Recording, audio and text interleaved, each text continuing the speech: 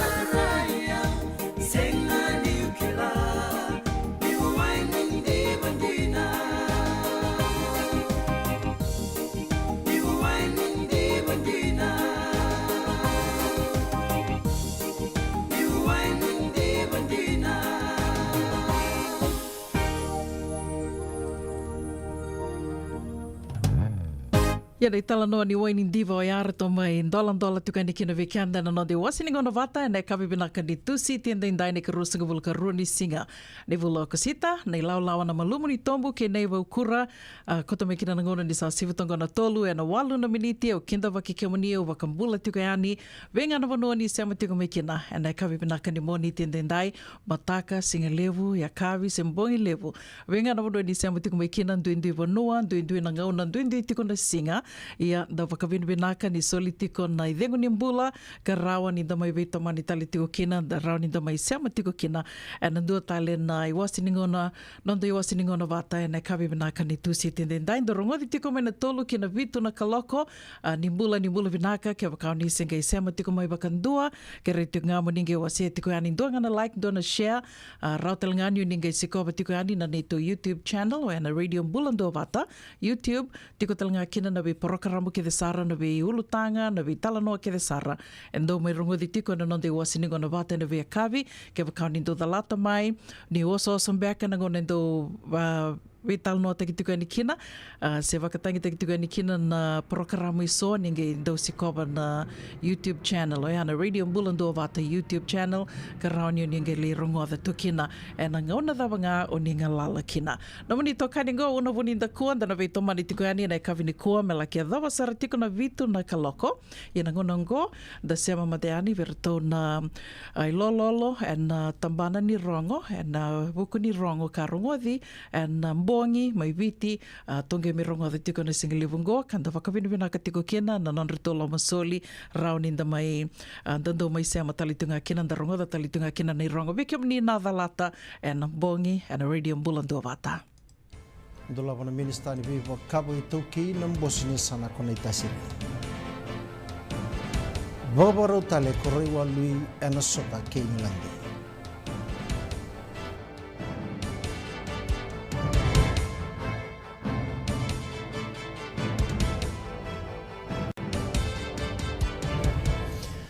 Esa bangde takana minista Vata ni tambana ni mbula filimoni vosrongo ni erto sarongo dhamai vira na vili takini Fijian Nursing Association na mbongi eso na kunru ka bangde takana mai vira na matenitu na reida na bambimbi na tikinoya ka tege butareda ke na vivo mbauti ke na mbauta binaka ke na nasi marawa ni ratoma na tigunga na non rabing gravi na non da be vale ni mbula ngoni oti na kena rongo di na songo ni nasi na non na kerbo de ngona buni bola tunde ni tambana ni mbula ko Dr. James Fong na Chief Nurse ko Colin Wilson ke na Human Resources Director ko Joe Fuata e ka ko bosarongo e lebu sarab na bika e tukuni mai na FNA na vida batana mbaki membleta na non ratigo bina kan nasi na borau ni taka ke na bin dina ti ke na belu ta ke na bin gravi ka sanga ni mbondua e rongo de ana benga na saudi e bande taka talanga mai ko bosarongo ni nona tiki ni ministry ngo erato usambose ke ni songo ni nasi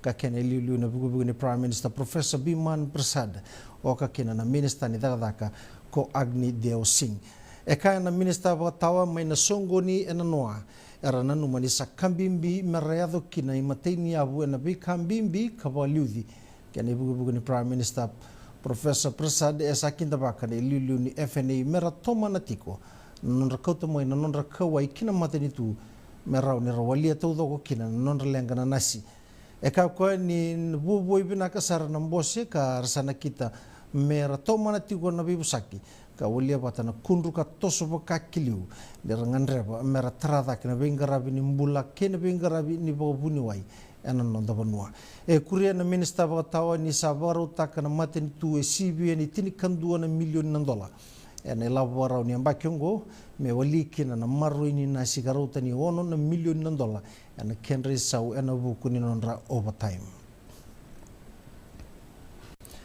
Pagambimbi takana minista ni be kabo ito kay ifremi wasu na kenangan revi na elo mulmulumo kay na elo ndina membaleta na ambula sautu ne viti ana no nandola bati ko na bosnia sano na ita sirika ngarabi mai lutu waini mala etu ko na itabi ni mateni tu mengarabir na le bonua katare da ken do na yabu kaukawa merao ni sotabi ken nangangandre ni le ni bonua aba do takina ita sirwa basu me karu ni karu ni sana le bundu ndo eviti ka warai taka na bawa bena ka ena nona dhau kina toso ni mateni tu.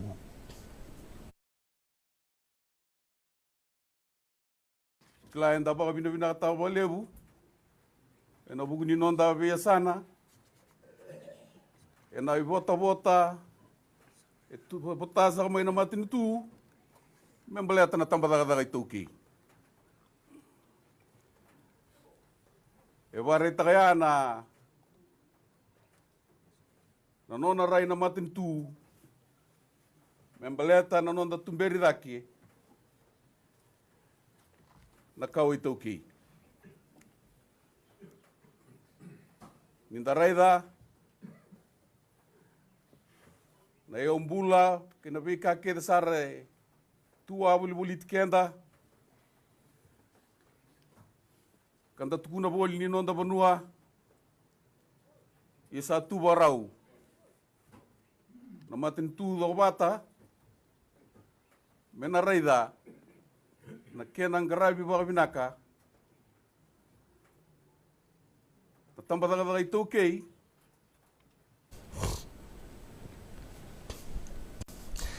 esa garabi tiko endo na bebusaki na kena tarendo na itiko bou na itiko bou ni National Driving Academy mebaka ni satu mbodagi tiko ni wili baka ni baka dala kaingo ni sala kena nonda sambido tigo na nonda bonua na nreba ka tigo bira na leiseni ni PSV e lutaka na baka samongo na Land Transport Authority ke na Higher Education Commission era baka budongo tigo na ngonongo na nreba ka tigo bira na leiseni kala sirua ni mate ni bula e on limusang bulu kaon na liwili ni mate ngoni sala ni baka tubatani ke na rusang bulu kandua enanga una bata bakaongo ena baki sauti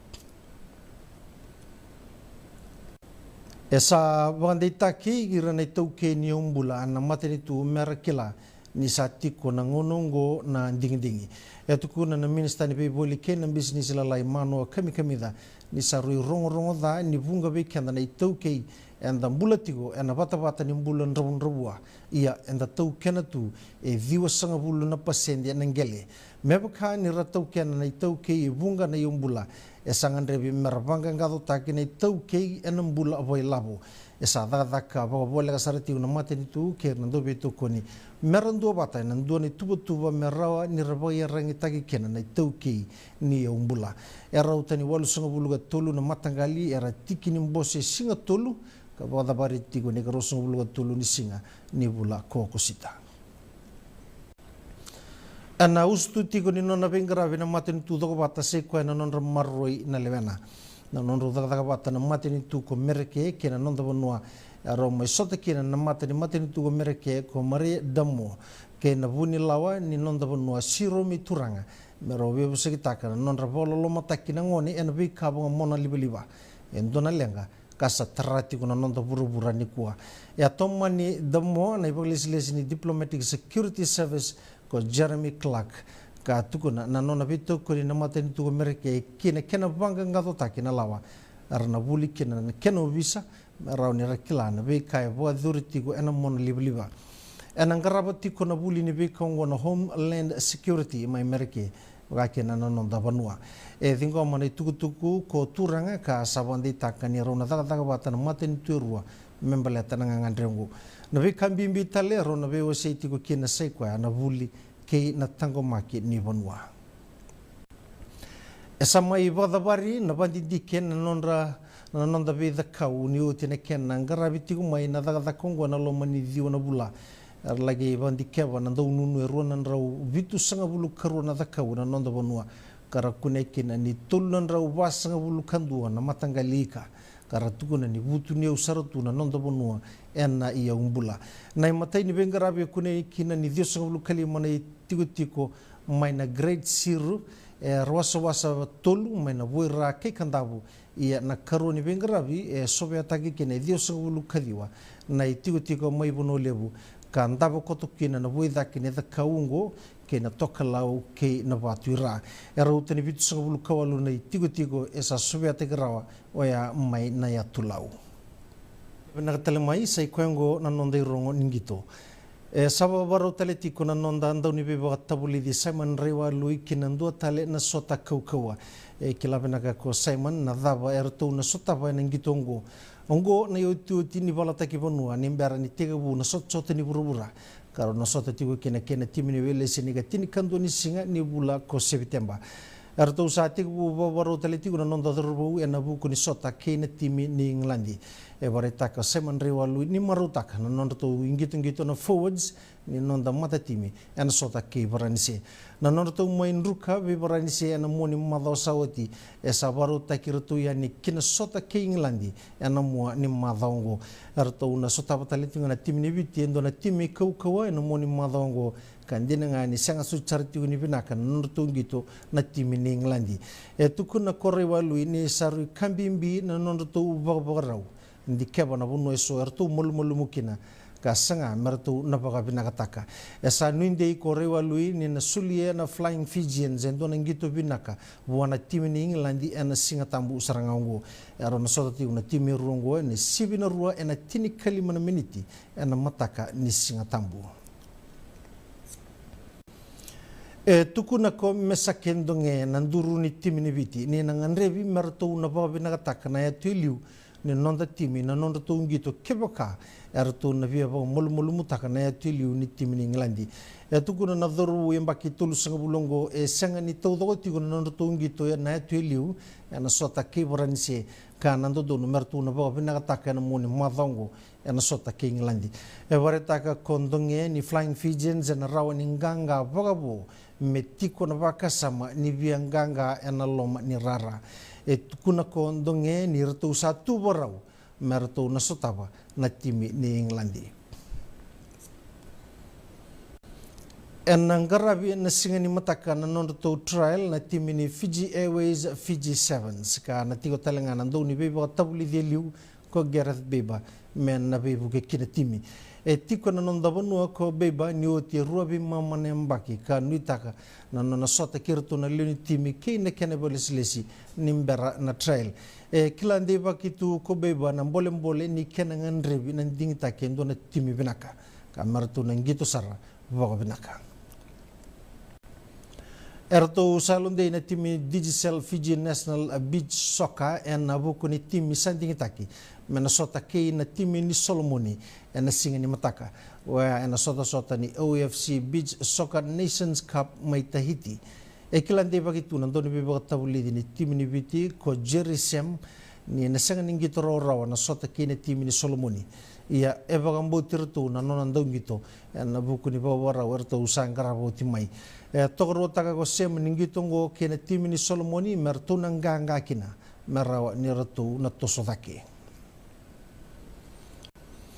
sabarau menangarabi na singa ni mataka mai na boli kuna sota ni Fiji Secondary School Soccer Championship en also susarati ko Columbus na muni madongo en kenangarabi ti na sota ni Digital Fiji Secondary School Soccer Championship en rara na Subril Park ken so na rara ni Kornibuli melambasa wasanga bulu kawalu na timir na ngito tiko na vana singa ni sotongo sawati ngo isibe ni tinembaki sanga imota le kina buli kuna sotongo tukuna ko kumar ni na sanga tale ni na soli ulumbale na soto ni mbaki ngo mebaka ni sabaru takibo binaka todo kona idili mera nonra na bi Kornibuli arangole ani evitilebu na tebu tiko na sotongo na wolu na kaloko na mataka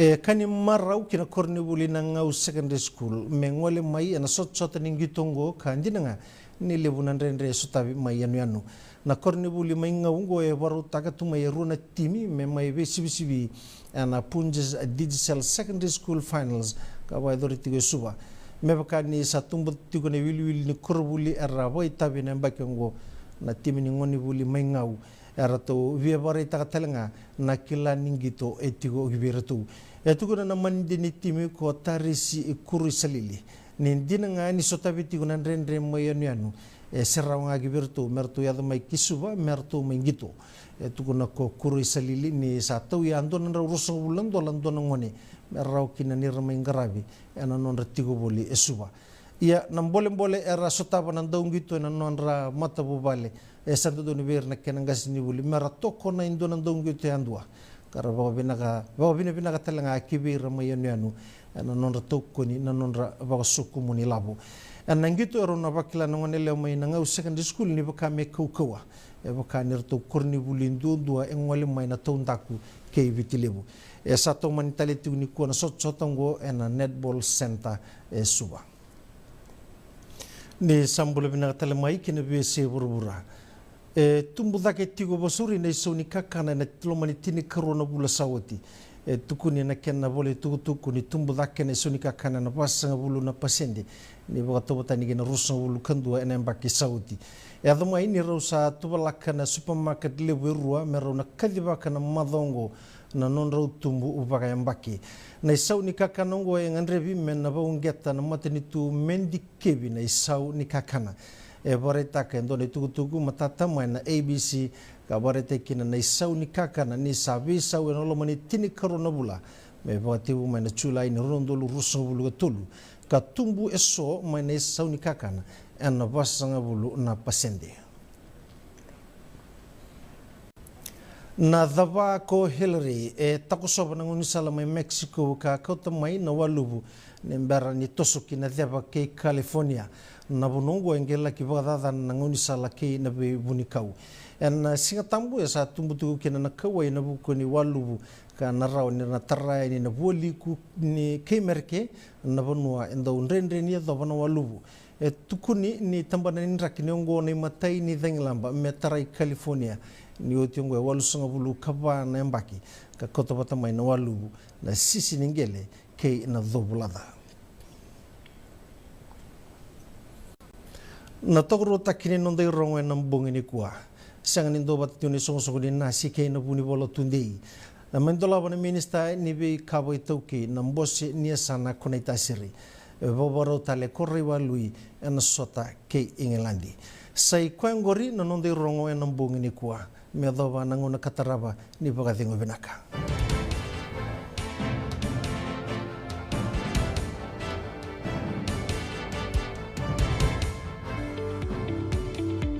Yavalata Dionangai Velata and Radio Bula Duavata.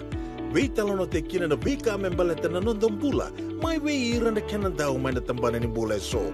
Nasi na puniwai. Promote na bana kaloka na vika Village City and a veito kone ni Lincoln Heritage Life Insurance. Na kambani ni Life Insurance kanga niti kenda na kaiviti Amerika. Senga tina ni kara rawa na daka waka kekiwa. Ia endona kainda wipu ke kawaka mamanta takatuna bengarabi. O ia ke tuna kenda to kakana. Leika na dalo na bisikete na reo bata na sunbells e tinimbulu makau. We kenda to na senga tiko ni driver se senga ni waka motoka kandau. Rendre na tutu beto seaki. Erto satu wakarao na Divine Pacific Food Mart mai Sacramento. Merto talaveani na nungni boli-boli. Rawa sara.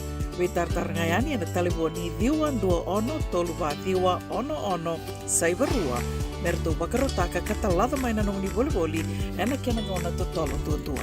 Divine Pacific Food Mart. Viturua Diwa Walu Franklin Boulevard, Sacramento, California. Namba di telefoni Diwa Dua Ono toluwa diwa ono saibarua. Erto ngarabatalanga ni kena lewa suburi ani nanomu yaya. Mai na nonreto stoa kena nomu mate ni katumba. Senga, esan donti na marau kina bagatingi lewo wakila. Balata? Kesa mani kadibi na nongumbula, ke mundo sana senga ni lenga. Dona senga talanga ni rere walo ma se mundo warakati o nila bundrang-reng. baleta ni swada kavatu na nungu life insurance policy.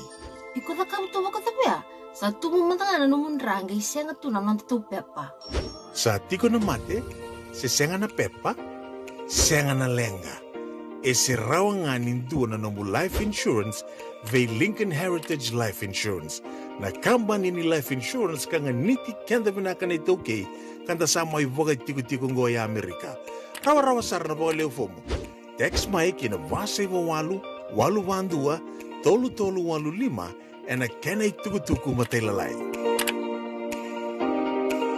Denram beka na ngwala ni kibal ni lote na buko ni oso-oso pakadadaka. Sen drakin-drakitan beka na itos-tos ni mbula, kuha ni lenga sinui gawa-gawa. Nana magi-mai kina programo warotaki, may veratao na New Methodist Christian Fellowship USA, nongu chisu, nongu banua. Rungo na bima manione na kabini buko lulu bei Kemando e California, bima mani duwa na singilewu ni lotulewu bei Kemando e Viti, and a radio Bula Duavata San Francisco, me Kauti Keda Vata mai. And the muna nga na lewu ni nondo soso, enda sa senga sarangan ni kila na dapat menda baka talautaka buka singilewu taka siya baka kapitang, ne kakuni lo malenga, sa tipin dono bunua, eraw ni buka tingo ikimunyo, waya na JJ's Food Shack, Santa Rosa, California. Na vei matanggali kaka na itibigina. Me baka na karikua, waraisi, na lobo, palusami, na buwaka, na kaiwa soso, na dalo, na toa, na kukonda, bayangani ka ng gamure. Na kaka na buwa malangin, me baka na steak, gay wakay loka, tabioka ka na kauslo, surua, that ni. Kailangan ko bata na kaya na pie ng bani kay na manray. O yan na JJ's Food Shack, Santa Rosa, California. E raw sarang ano direct message virto, giri nga kina vitu sa iba vitu, tolo dio tolo, duon limono, se, o nga wali sarang alito, miko may nanumota, e na dio maluma, Billy Street, o yan e Santa Rosa, California. E raw talaga nyo rito ulit, dilibot na kaya na kaya mo katalawa sing lebo siya wang kabi, yan may Santa Rosa, Kinavato. JJ's Food Shack, Santa Rosa, California. Ia ke whakamandanga e senga niu ni ki lana wono e tiko kina na JJ's Food Shack, raunga niu ni lako ane kina kandawu stoa, ratondo woli takatalitunga na mandrai, katakata vinaka, kena we katali soe, rato woli takatalitunga na JJ's Food Shack, doli woli takitiko ana kandawu stoa, oiana College Avenue, mai Santa Rosa. Ke lana niu ni sana ki la tiko ke wakai senga, ni gereda na non rato Facebook page, tiko talanga kina na address na wono e rato tiko kina. Sawe mamandono na tolu, and a radio Bula Duavata ni mbula ni mata vinaka mai se venga na vono ni sema tiko mai kina e nei kawi vinaka ni tusi tenda ndai ka rosa ka vulka rua ni siga.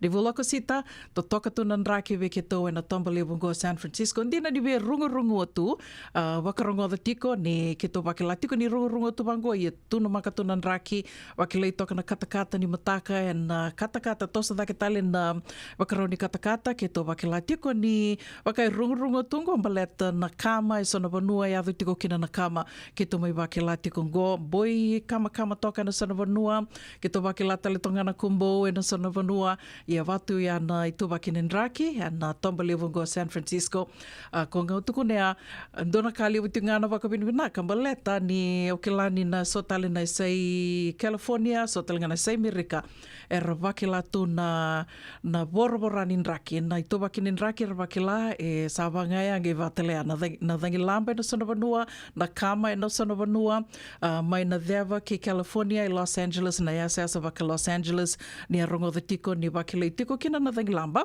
ia otia e na malio ni dhangi lamba asa nge lakutu me kina indona une wakila i talitunga kina na une koia ke wakando wakila tiko na totoka ni nraki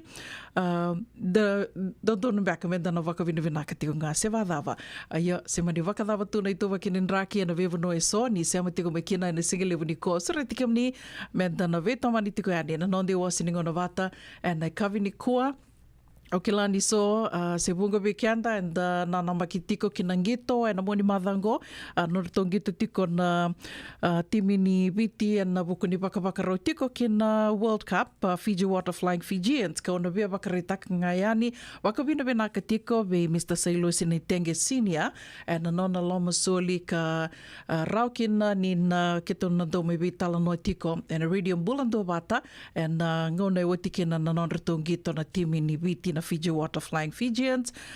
Ko ngai anda ki la tiko wiki mnina ki lei Mr. Sailo sini tengi vinako ni na ki la ni mbuta vinaka tūna turangongo e na lawa ni rakawi, Qualified Rugby Accreditation, ko ia ke tō waka vinaka tiko kina, ni lomo so li rau ni mai wakaidori tiko ina na veital noa se senga ni madalo de wiki tō ki tōna mai veital noa tiko i ana o tike de na nonratongi tōna timini viti and na mai rongo de tiko kina e sona ka na Roni ki rona waka tarongi Mr. Nei tengi tiko kina o wambuta nongonongo e sa tiko sara tiko mai Australia. Io, ana kai tali tu kina na i tostosa ni mbula e nongonongo, na technology e nongonongo ni sa rau tu kina ni nda seama se mania sai wura dawa e nda tu kina, rau tu na vese mati.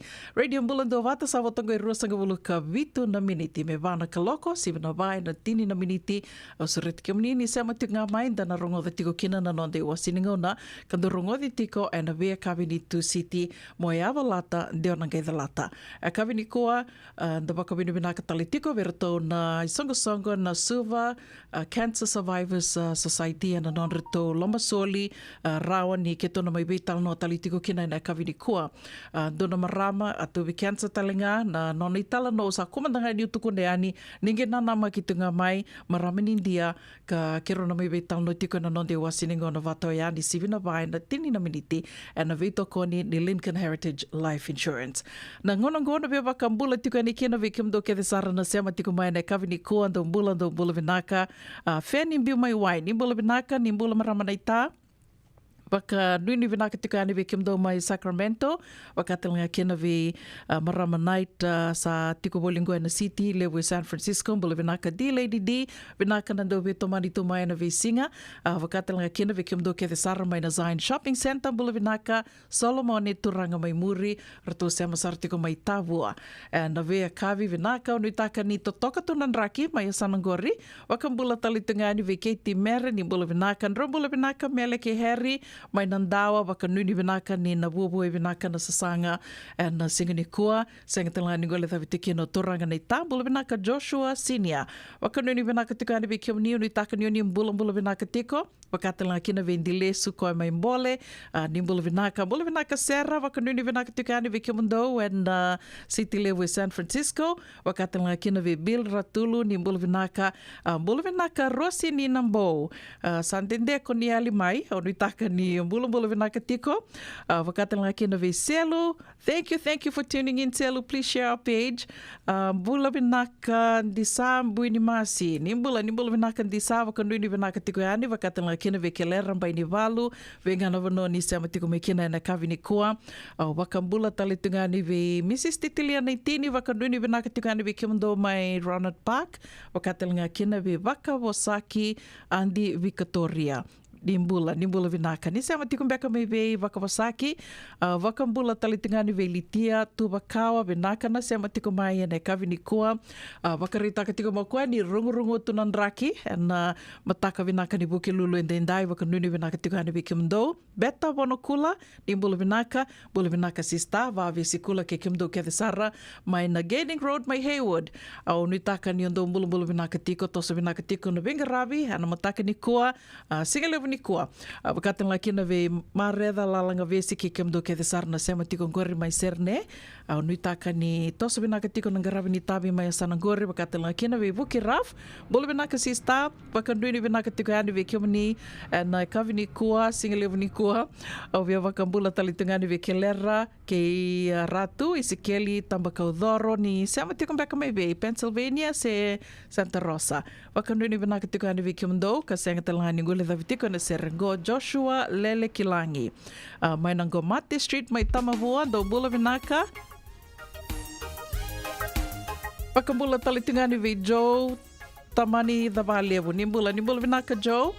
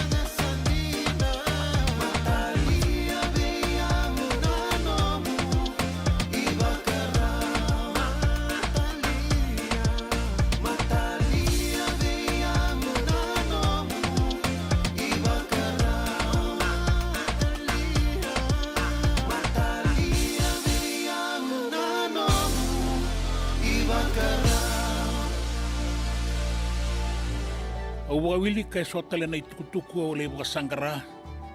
Kabagatarungi reso. Kung manitaura sara endua na lave-lave nindua na bagandindi kay kayadana na itukuni kay matabatudo. Era to wabala eso na turanga kay na maramanindere.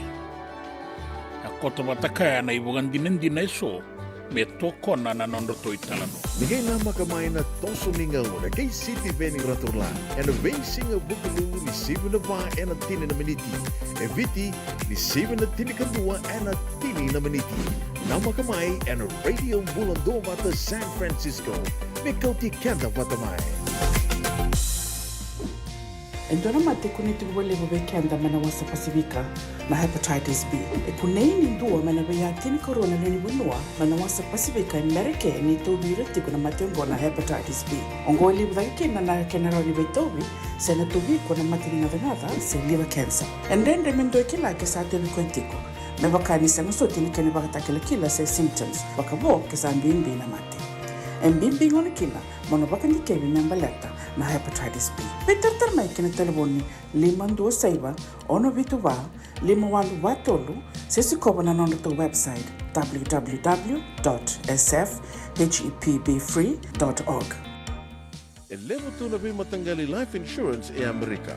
Ka levo talangana kena itu. Ia na Lincoln Heritage Life Insurance e nganiti kenda mawabina kana ito kei kanda sa mai bungi tiko-tiko na buno levo mo. Kaya wala may wangande, so sa may bunga tiko-tiko tunde. O tawi matatiko si Sen. Raw-raw sara na bunga levo fo. Katiko talangana ilawe maruroi. Lincoln Heritage Life Insurance. Na company doon nga ito sa mga claim e na loma ni rosa nga bulu kabane aua kasama ni na lenga isang wati karuan na ambak. Sigaw mo na website ko itong gori si Textby kinabasa yung walu-wandua tolu-tolu-walulima e na kanay tugu-tugu matay na lang. Lincoln Heritage Life Insurance.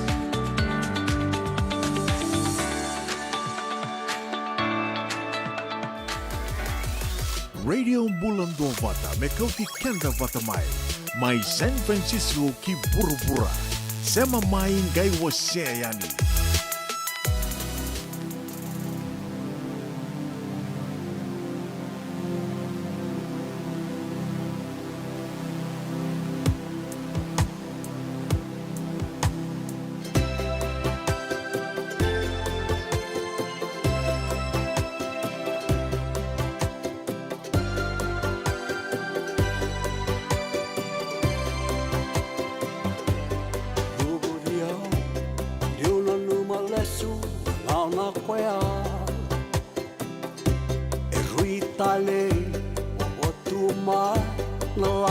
Kedenga tu tau dua tu tau na dunia isau kelewa nambula ni mai tau Kenia ngida lo me hola ka tiko ngabe ke muni kau akila nambula ni mai tau Kenia Sita tu nakalida ni ngomu ibakarau Nandrevalo meu tumeri ene kemu iserau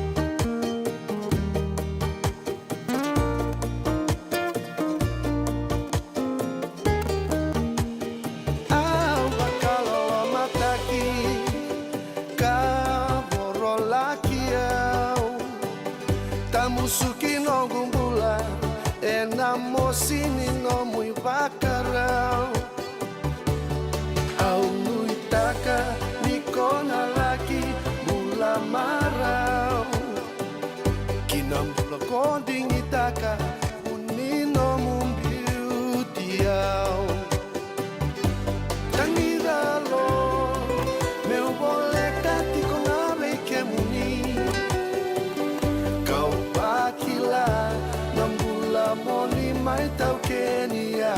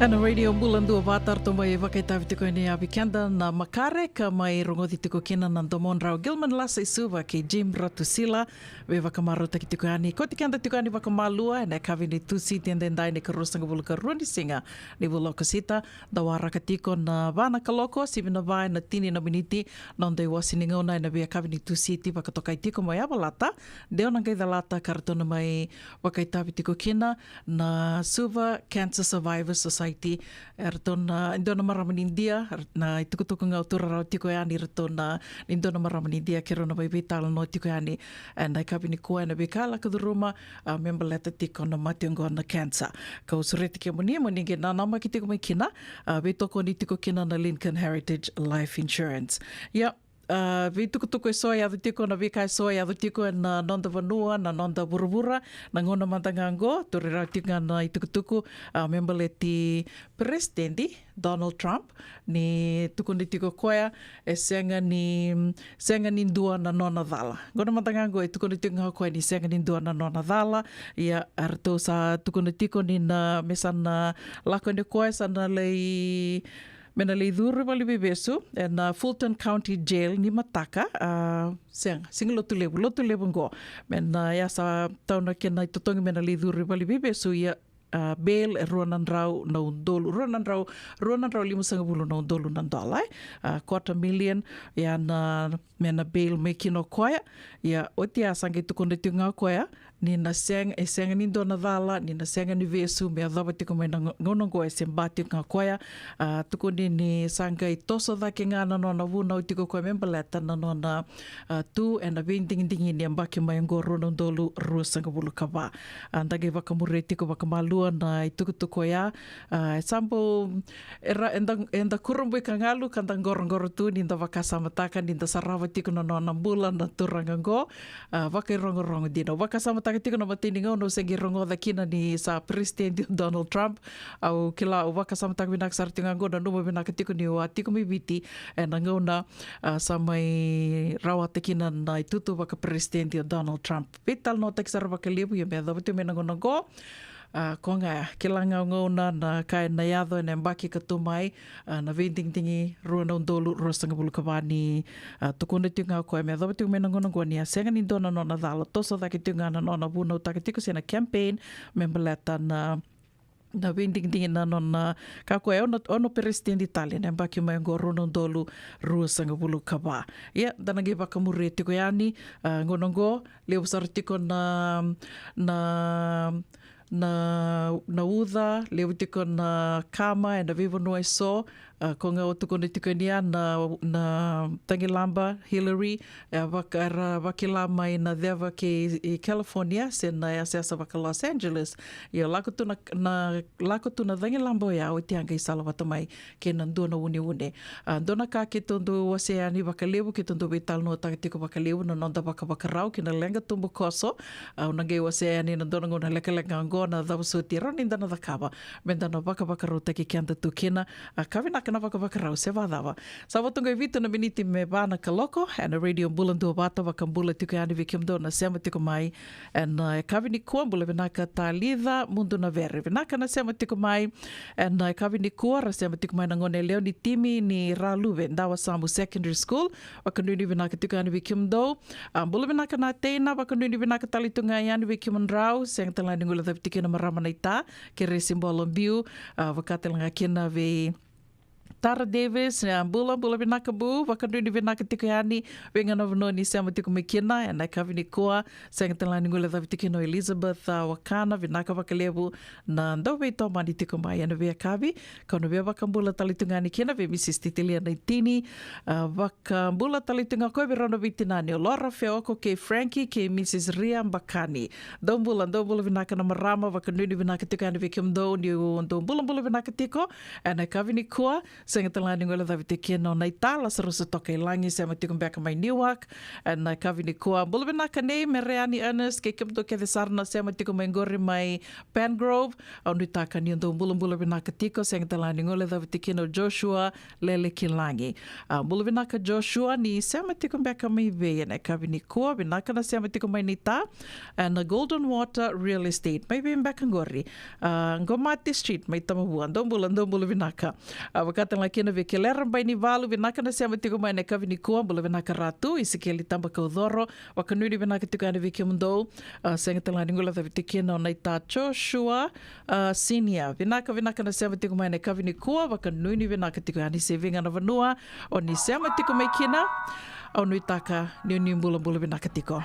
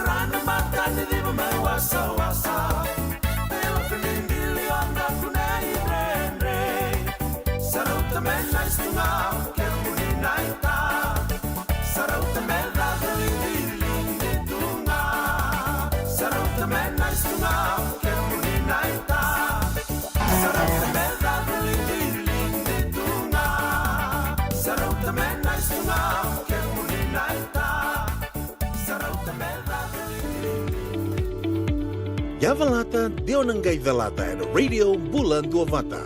Veitalono te kina na vika membaleta na nondong bula. Mai wei ira na kanandao mai na tambana ni bula so. Nasi na puniwai. Rongoda na bana kaloka na vea kabini tu city and a veito kone ni Lincoln Heritage Life Insurance. Na kamba ni Life Insurance kanganiti kianda na kaibiti Amerika. Au wawili kay sotale na itukutuku o lebo sangara. Kabagatarungi reso.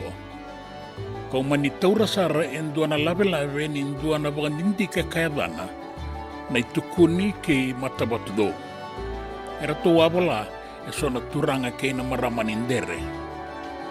Ako to batakaya na ibagandinindi na eso me toko na nanondo italano. Nigay na makamay na toso ningaw na kay City Veni Raturlan and a basing of Bukalungu ni 7 na ba and a tini na miniti. E viti ni 7 na tini kadua and a tini na miniti. Na makamay and a radio Bula Duavata San Francisco. Me Kauti Keda Vata mai. Senga dina ni karaw-rawan na daka-daka waka kekiba. Ia endo na kainda wipu ke kawaka mamanta takatu na bengarabi o ia ketu na kenda to kakana. Laika na dalo na bisikete na reo bata na sunbells e tinimbulu makau. We kenda to na senga tikunin driver se senga ni waka motoka kandau dren na nota to beto seki. Erto satu wakarao na Divine Pacific Food Mart my Sacramento merto taladeani na nung ni boli-boli. Rawa-rawa sara. We tartarngayani na taliboni diwan 21-12-11 Saibarua merto bakarotaka katalada may nanong ni boli-boli na kinangona totolo tuwa. Divine Pacific Food Mart. Viturua Diwawalu Franklin Boulevard, Sacramento, California. Namba di taliboni Diwan 21-12-11 Saibarua. Ertong garabatalangan ni kanalay waka sumburian ni nanomu yaya. May nanondo to stoa kinanomu mate ni katumba. Nongu chisu nongu badua. Dorongo de na vima mani ono kinavitu ene kabuni bugululu we kemadawe California. We mani ruene kavi kina tolu ene singalewu ni lotilewu we kemadawe viti. E warotaka na New Methodist Christian Fellowship USA. Rongo de na Radio Bula Duavata San Francisco me Kauti Keda Vata mai. JJ's Food Shack. E tiku kena kakana boka biti me pakana kokonda lobo benga ni ngai kani doitu na bundi nan dalos e tapioca na kakana boka malangi me pakana steak pakai loka kena coleslaw na karitoa sa wadha badina na kani kana kay tiku talanga na nondo specials and lomo ni madawa dau tamba na Facebook na doi ni tiwa ya na bani mandrai pai kay na bungatale go na JJ's Food Shack View Valley mo Billie Jean Street, Santa Rosa, California. Karo talagang rito dilibo yang may Santa Rosa, may yato sa rani kinavato. Girit-rito sana kinavitu sa ibabitu tolo vio tolo dundu al limono. JJ's Food Shack, Santa Rosa, California. Radio Bula Duavata, may Kauti Keda Vata mai. May San Francisco ki pura-pura. Sema mai ngay waseyan.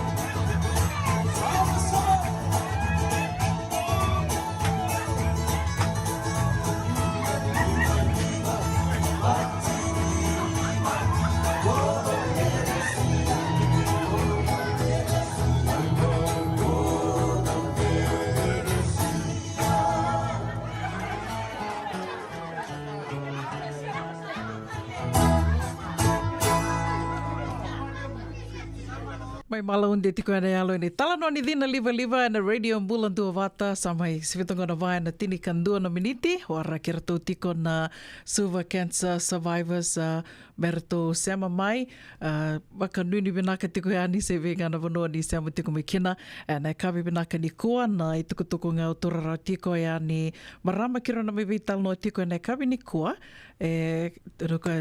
cervical cancer survivor sa lima na mbakiongo marama ni India ngole talanga India na ronondolu tini kavitu laki lo reki na bakabuni wai tukono kwani atiko kina laki bulava otia na ngona radiation tiko kina mani lenga kina na nona katoni susua ya na kena wakamatela layo ya au sa wakanuni tiko ni rutona sema mai na dona ngona lek ngago me kiro na game vital no ni kina mena game vital no takokoya na vika kede sara ya la kuduruma the Silver Cancer Society Silver Cancer Survivors erto goendo ngana erto vida ngana marama erto tuku na mai erto ni senga ni etiko sona kambani erto sandu vito koni tiko yani kena non erto sasanga ya nakanga erto sasanga na lewu sato bi mati lewu etu vir na cancer erto sange do da kavorto to komuni labor to komuna na vika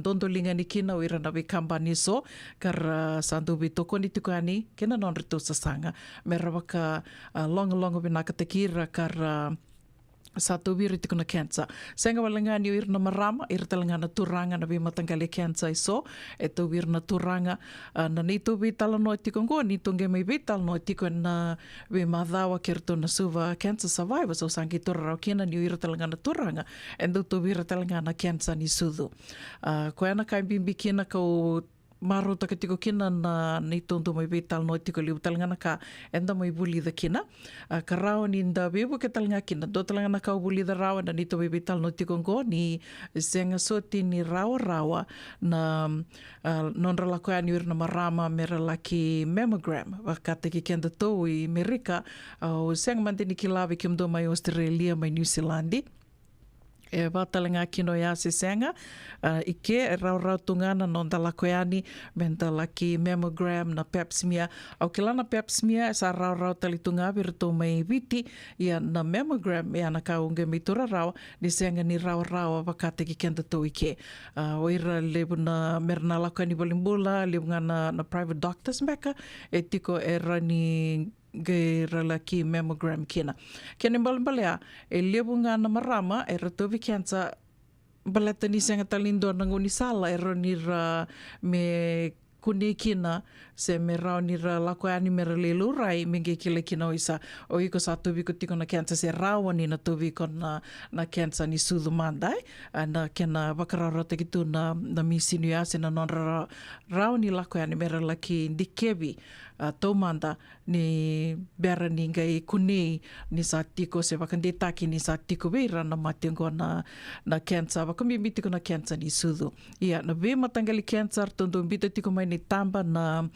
songo na Silver Cancer Survivors tondo mbita tiko mai ni tamba ka o tingo na game bita talanga ni na non to Vata ngona radio Bula Duavata e tumbu na loloma ni ndarida na itamba ka veva kongeti ke to sa vital no tiko ni o sangi wakasama taka tiko na ngoni sala dava mbeka ai rao ni to webu ke ani kino kente to na sa tiko ni go and we mateni tula liwe so senga walanga bi kente to Amerika ndonga na kair to tuko na mayor to endo na marama i tiko bolingo i o kila i tiko e novato au kila vina kana marama go i kero ko me kuni da vutiani na evana na nona ando volleyball nga ko ka ko sandu volleyball bako tanga yani viti na tuakana ya tiko boli mai viti ngai lai sota wali tunga i senga nirto a bimbuku e senga nirto ana kita na non rito li sota wakadala ka sartunga na non rito li sota kerto na marama na songo ni Silver Cancer Survivors ka sama ni laki teko busarikiana non rito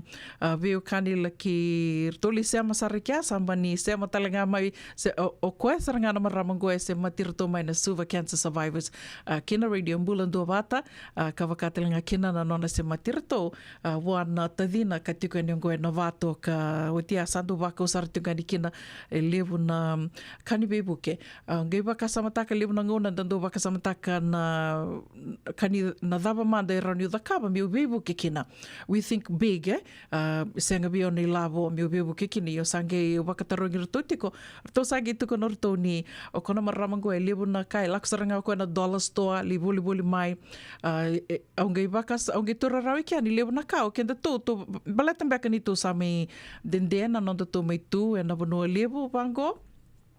So many things we take for granted is so baka na kato na reda to waka wale takatum baka waka bimbi na dollar store da sami dendena non da tiko Amerika sandu tutu ya ando saratunge lagu tiani na dollar store tiko ngana katunge dole reda na dollar store ya sange o mai reda tiko na ia e wako te tiko na maramango tono ko koe laku saranga na dollar store li boli mai sange mai tawana waka binaka waka na yaya ni sasauni na toothbrush na kavaya na kavango enda weekend waka enda senga tuni doutor waka bimis enda waka wale takatumbeka ya elianga saranga waka levu avira na tiko me bitia na waka Bukia sartiko waka levu na nonrito vivu ke tiko se na nonrito winga ravi tiko na maramango and na suva cancer survivors. Wambo torto sa sanga tiko mengo bolo bina kayada. Bula, yeah, sit down.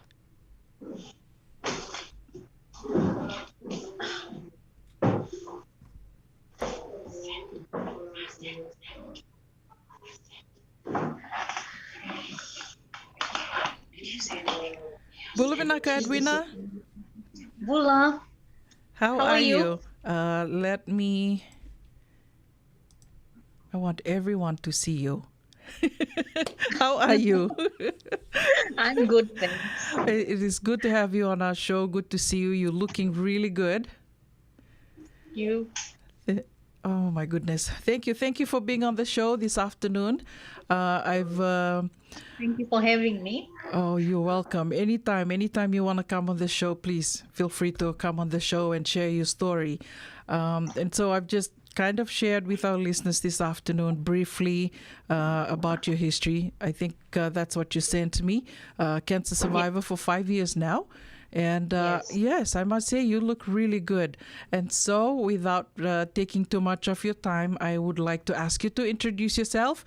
Just say hello to everyone that's tuning in this afternoon. And we would really like to hear your story. All right. So, Bula Vinaka, my name is Edwina Ali. And I'm 44 years of age.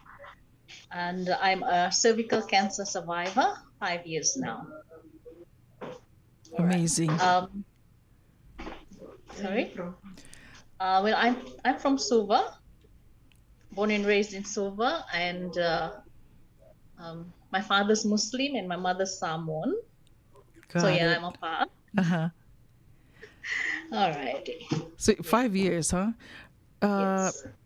Can I ask, I know it's a personal question, but, you know, I just figured on this show and especially with the cancer survivors, everything is kind of out there. So I would like to ask, how old were you when you were first diagnosed? I was 37. 37, that's really young. That was in 2017 I was diagnosed. So you had cervical cancer? Yes. Is that the kind of cancer too that could be detected if you had your pap smear?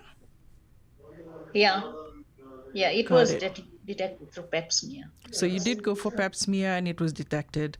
Yes. Thank you, Edwina. Could you just share, you know, from then, like what happened? How did you go and get tested, or were you sick, or what happened? Please, can you kind of walk us through your story?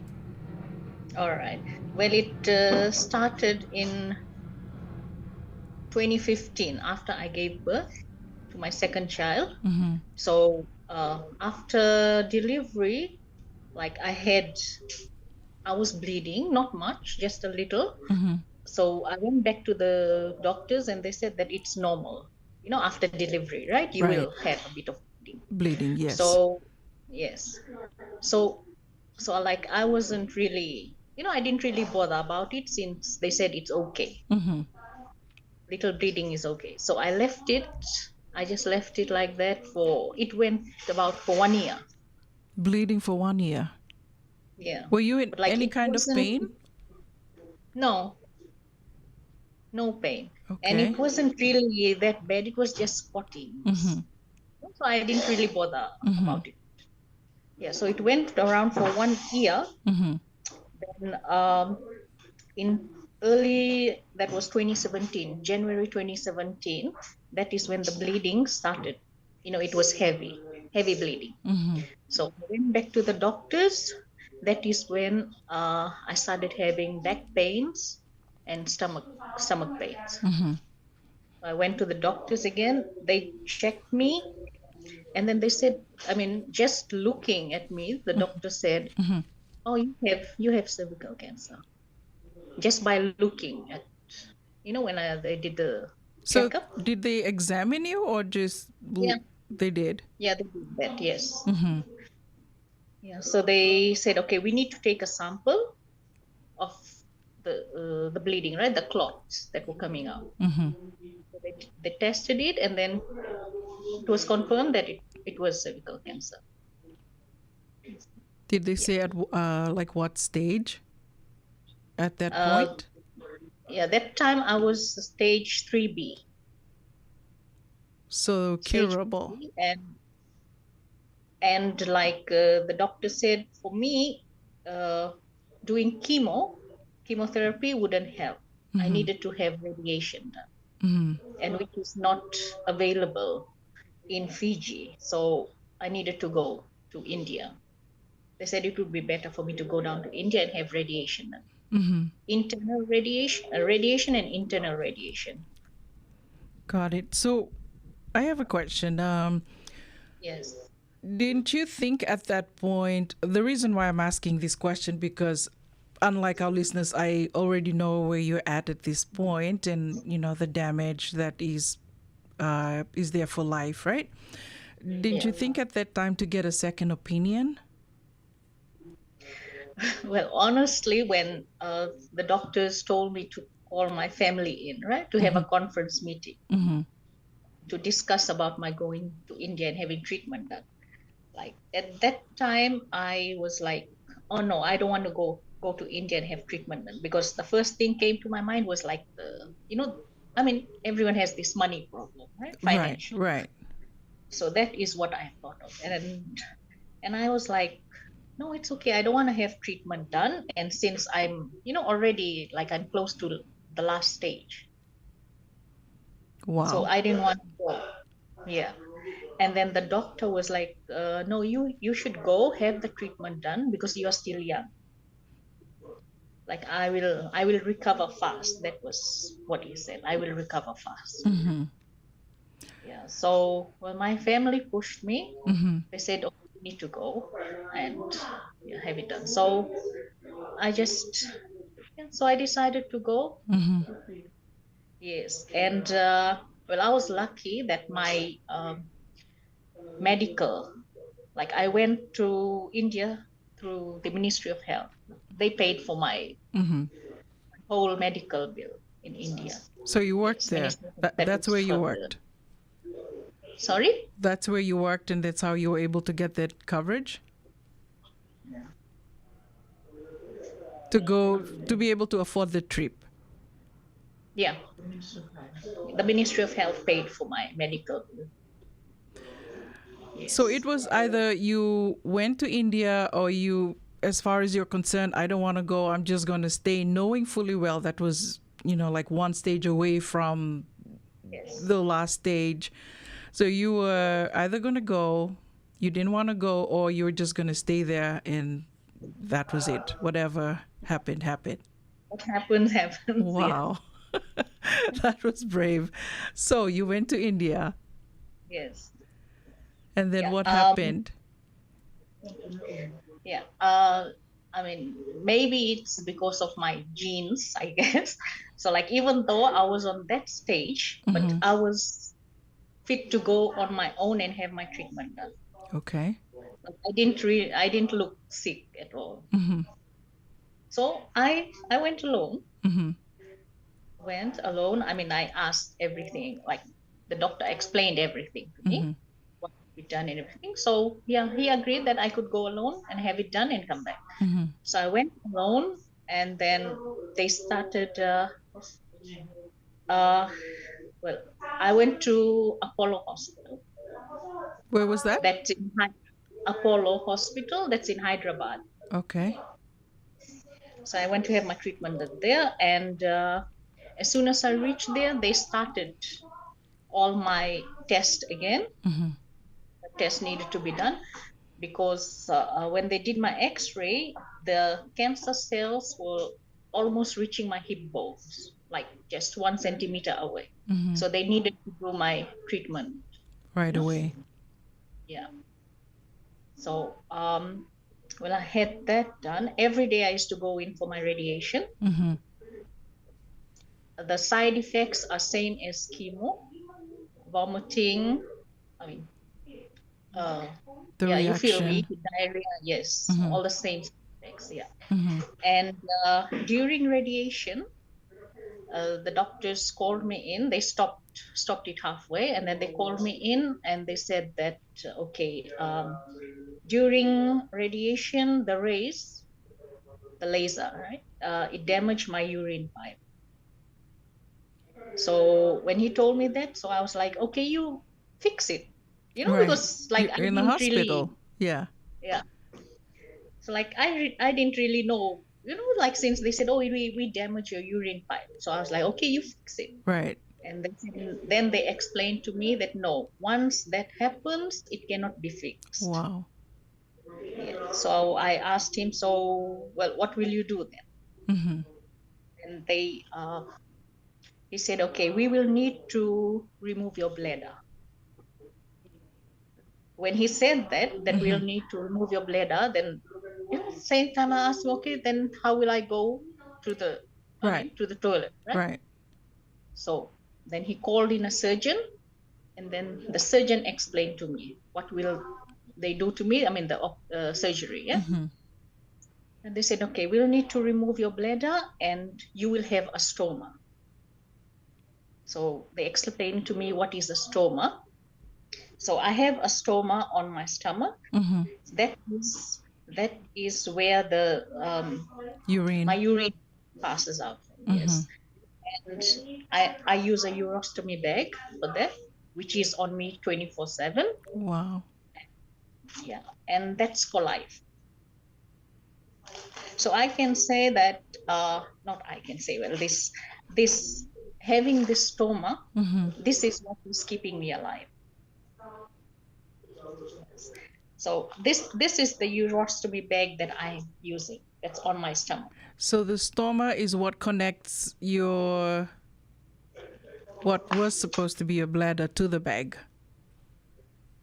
Okay, the stoma is that is, they've cut at least around 20 centimeters of my intestine, and one end of it they've attached it to my kidneys. Got it. And the other end of the intestine, that's the stoma, means a hole. So the other end is on my stomach. That is where it's open. So if you look at my stomach, what you see is, you can see my intestine. Oh that my is showing. gosh. Wow. I can only imagine how you must have felt at that point, being out there all by yourself.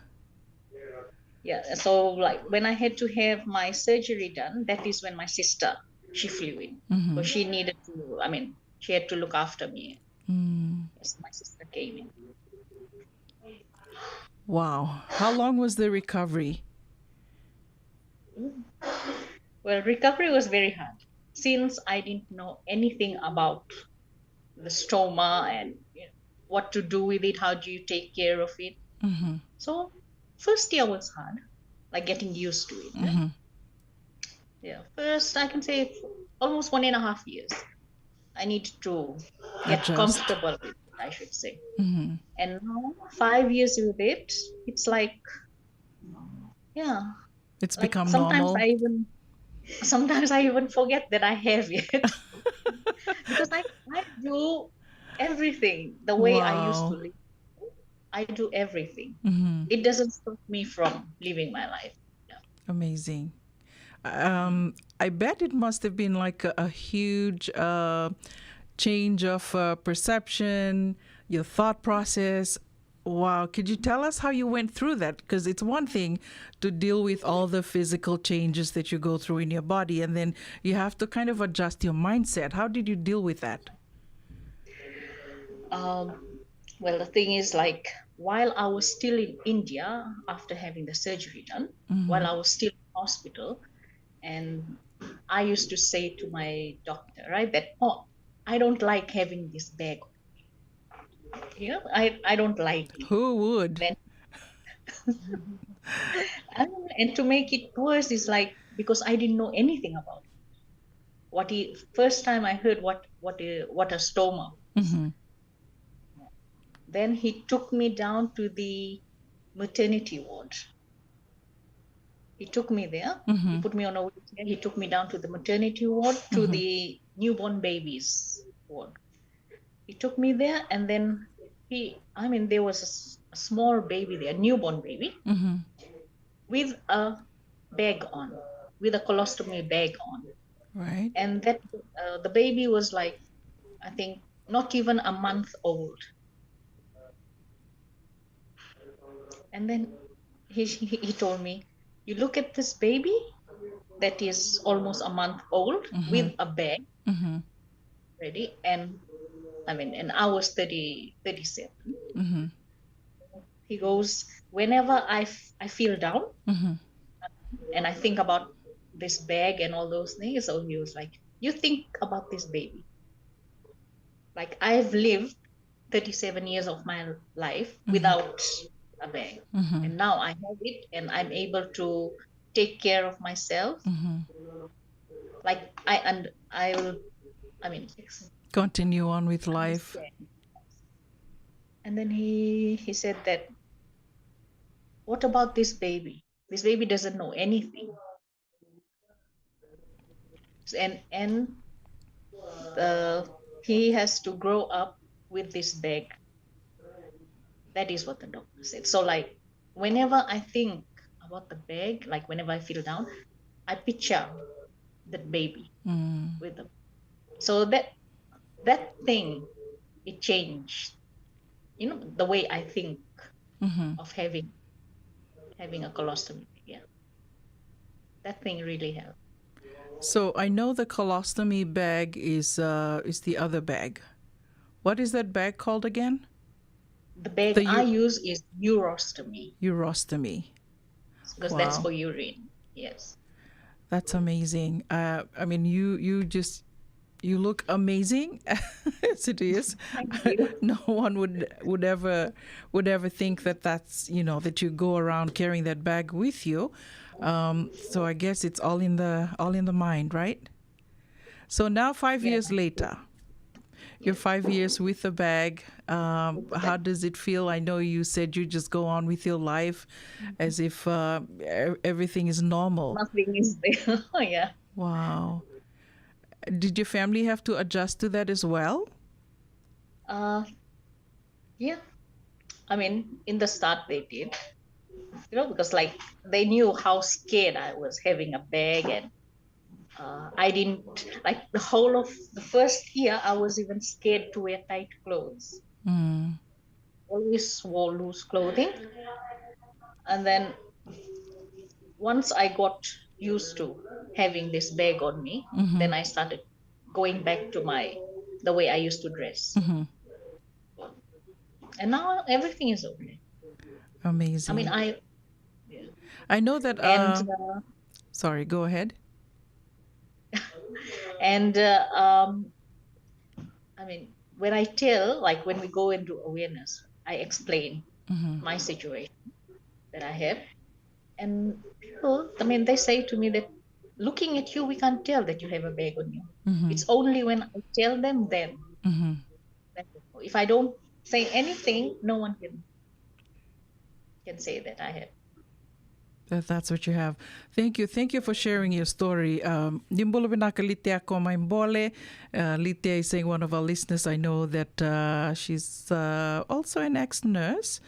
I think. I could be wrong. Nimbolo binaka. She's saying you're not alone, that she also takes care of a client with that same condition.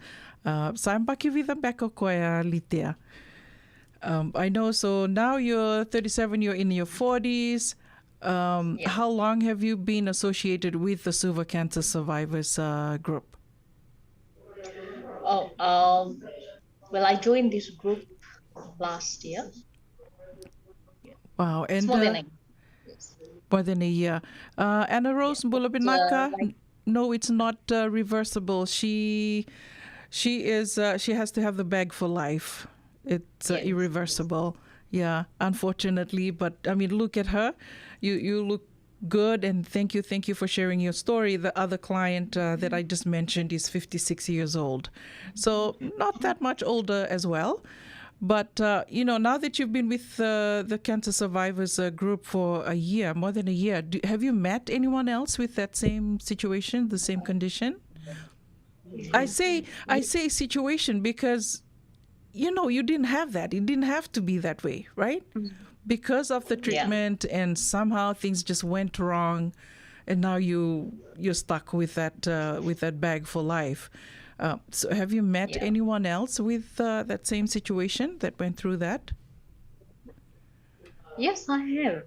I mean, I've met a few, and in Fiji. Yes. Should I mention? You don't have to say any names. I mean, there's a friend of mine. Mm-hmm. She's there, in the US at the moment. Got she it. has the same thing. I see. We use the same bag, yeah. Okay. And did she get it because of that? How did she end up with the bag? No, I really don't know the whole details about how she had it, how she had that thing done. Yeah, but got it. So you got that because of something went wrong during your treatment. Back to cervical cancer. What would you tell us? What could you share with our listeners at this point?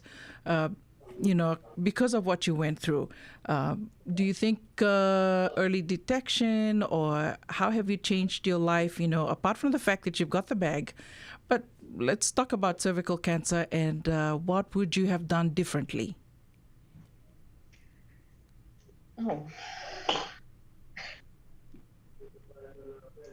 Or what have you changed? What have you done differently after you got the treatment, and now you're here? Because I know a few women that we've talked to that have come on the show. They've had to change like their lifestyle, the food, and even like the way they think. Could you share with us a little about that part of your life, that process? yeah, well, after being diagnosed with cancer and then having treatment done, it has changed the way we think, the way we live our life.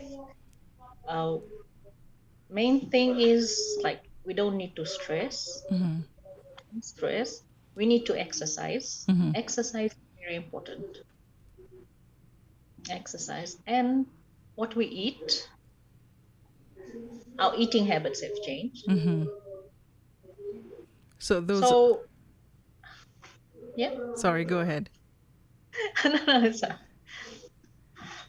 So those are the things that you share as you go out advocating about, cancer and what you can do to stay healthy. Yeah. Is there anything else you would like to share with our listeners this afternoon? What the message I would like to send out is that the ladies, they need to understand their body. if you feel that something is not right, go down to the doctors. Yes, go down to the doctors. Go and have a check done. Mm-hmm. That's Listen to your body, right? yes. Thank When you know something is not right, Mm-hmm. have it checked. Thank you. Ni sama tiko mai ngō na Radio Bula Duavata ni Bula Vinaka ki ramai vital no tiko ni ngō ki Dua na marama ka lakuduru mai tiko na vika ka tovi cervical cancer and na lima na mbaki sa oti sa mai Bula Vinaka toko ngō ni reide koe mai ngōri ni Bula Vinaka tiko Edwina Ali. Edwina Ali. Your dad's Muslim and mom's Samoan, right? Dad is Muslim and mom is Samoan. Thank you so much, Edwina, for being available and joining us this afternoon. Before we say goodbye to our listeners, is there anything else you would like to share with us?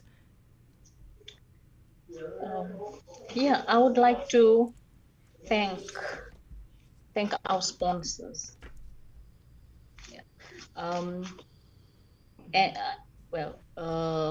Firstly, I would say that we, the silver cancer survivors, we are here to help you. So please do call our helpline, sponsored by Pure Fiji, 249-4454. Thank you. Do call us on that. And also, I'd like to thank Bula Broads,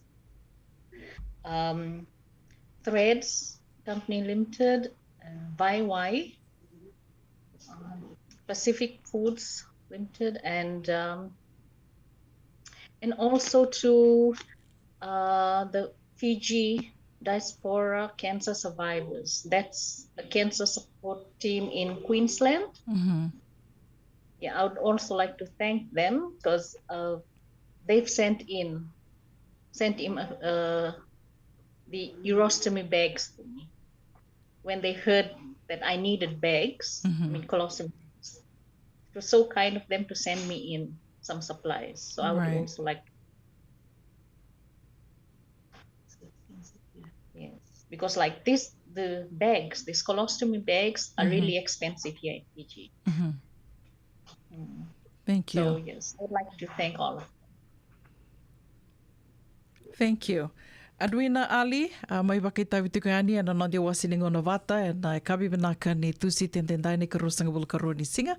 Ni vula kusita and nandi wasiningo na wakatoka itiko mo yaba lata, deo na keida lata and vito koni ni Lincoln Heritage Life Insurance. Thank you, Edwina and Salote and Mayada Una for all that you're doing for our families and our friends out there in Fiji. We're trying our best to help in whatever way that we can. But feel free to come on the show and share whatever it is that you feel inspired to share. We're here for you. Thank you and wishing you all a blessed week. Thank you very much. Radio Bula Duavata sa watonga itini ka ono na miniti me lima na kaloko tamani tiko na nonda wakarorongo sere ne kavini kua wakambula tiko yani viki omni Kevin na sema tiko mai ne kavini kua ke wakaindo tu so na kao ni via wasia mai ni vi na kata me na mai vital no taki se me tarongi verto na marama na isongo ni silver cancer survivors ninge vola mai una bonita kua se pedelina novo se ni vola mai na Radio Bula Duavata ratalanga ni vola mai we tale mata kimbau ngori ke bakau ni bena kate sona ka mena tarongi verto mena vakasuka ilis tale beka verto sana itukutuku sana kani bebuke sando beauty ko yani na nonta patavata ngo na Radio Bula Duavata na tikindua katiko kena na non reto namba ni taliboni ke bakau ni ben dondo linga yani na kani bebuke raunio ni vakote yani empaisa e rau saratu sando beauty ko yani and na Radio Bula Duavata na non reto namba mai tamani tiko nonda vakaronga sere ne kavini kua ka onu takani ni bula venaka tiko se ngana vanua o ni sema tiko me kina and kawi venaka ni kua waka bula tiko ani ve sista matelita se ni kuradiri ni bula venaka chochi sili meme Brighton Thank you, Meme, for tuning in. Please share our page. Wakatelanga kina velite a koe mai mbole, vinaka na wengaravi, vinaka talanga nando seama tiko mai, ve toko ni tiko mai, kina nonde wasiningo na Vata. Wakatelanga kina ve Ana Ndamuni, bula vinaka sister Ndamuni. Wakambula talitangani ve Nina Magoon. Long time no see. Unitaka nioni mbula vinaka tiko Nina. Wakambula talitungayani ve Ana Mbola, bula vinaka nau. Wakanuni vinaka talitungani ve Kimanrau. Wakatelanga kina ve Tupe ke Mels, wakanuni vinaka na bukuni waka rau, e kavi ni koa, kina lako wakangande, wakambula talitungani ve Randini talatala, ana tuivanga ni bula vinaka na sema tiko mai, e kavi ni koa. Bula vinaka veni ana vuimbau, dombula vinaka, wakambimbi talitungana vena numiangobe, obi wase langin, dombula vinaka na vitamani na Connect Fiji, unitaka ni dombula vinaka tiko, wakatanga kina ve nau Filomena Rawiwai dombula vinaka fi, wakanuni vinaka tugani vikim do kede Sara, wakatanga kina vikim do kede na sema tiko mai ngori mene atu kuka, bula vinaka tori katinai, wakanuni vinaka tugani vikim do. Senga talani ndo ngwela tavitikina mai Samoa, bula vinaka sekuini. I would not even try to pronounce your name. Thank you for tuning in, Sekuini. Please share our page. Wakambula talitungani ve Daniel. My na kele ni na mini bus stand. Don't bula vinaka. No sorry, mini bus stand. No sorry, kin raketi, rewa, and return. Wakanuni vinaka tikani ve Kimundo. Au nuitaka ni tosu vinaka tiko na ve wakalele di tiko ka...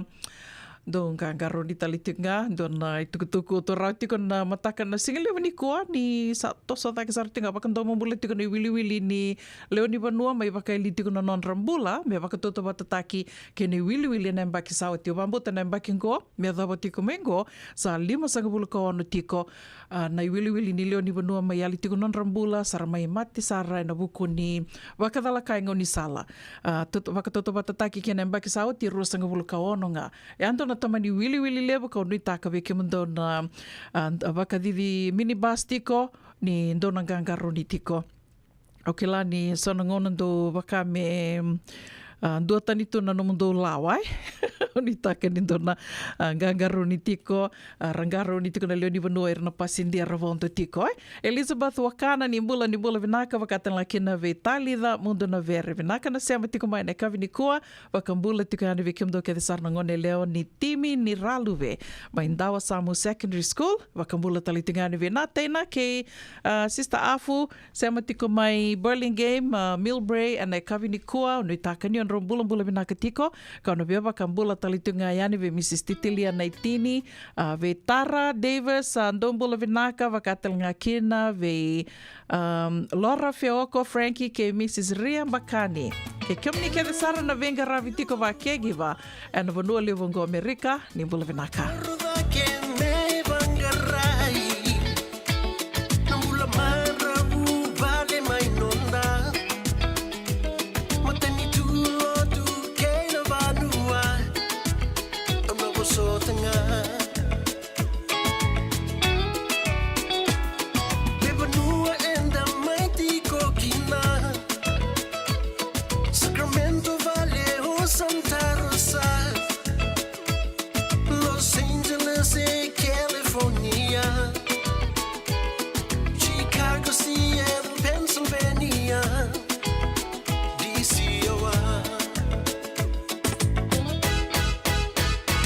Lavoni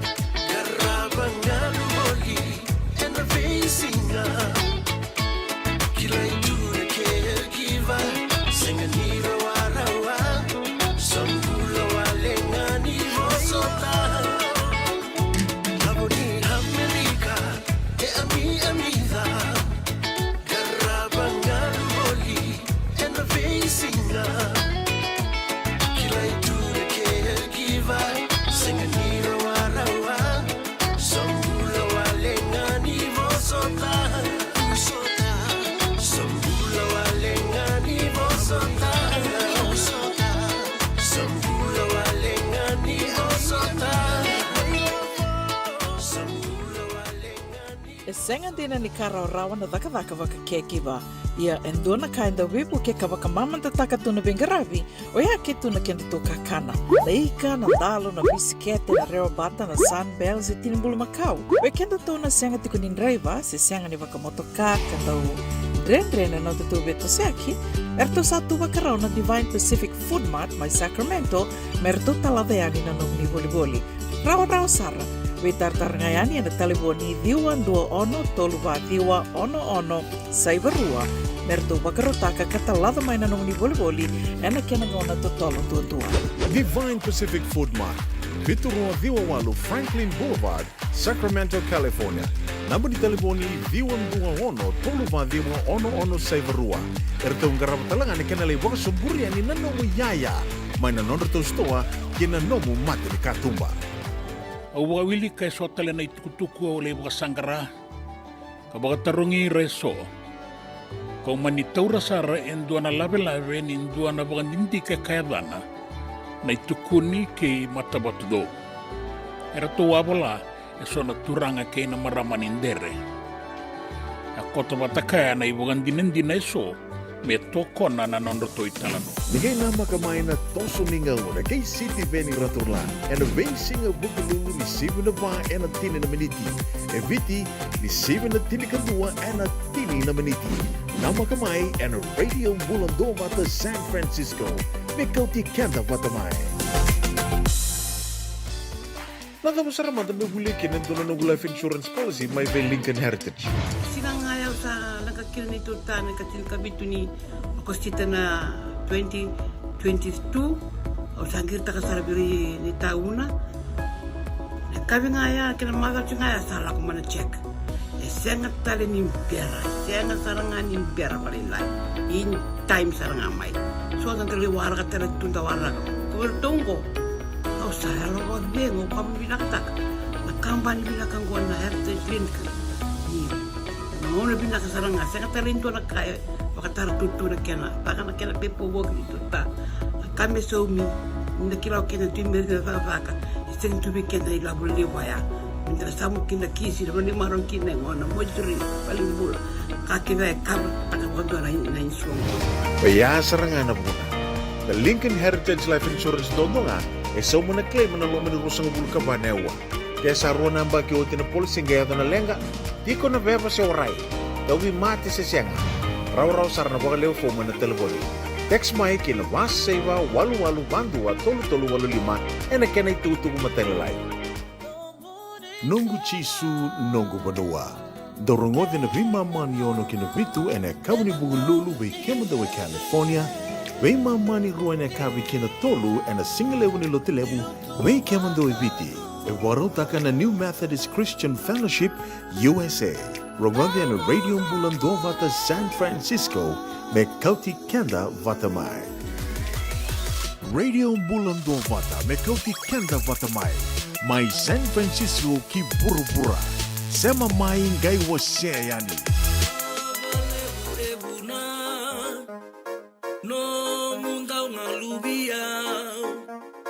Senga nilkila sembalem dina libedei evuna no musanga lubiao.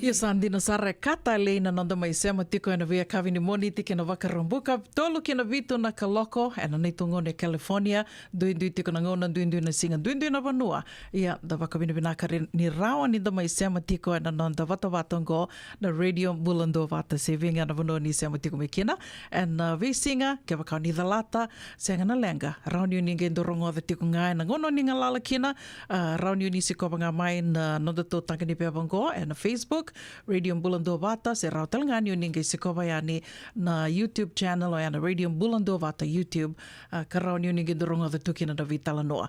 Vekiam ni na dhalata mai na nito vitala noa tiko ke rato na ai songa na Suva Cancer Survivors.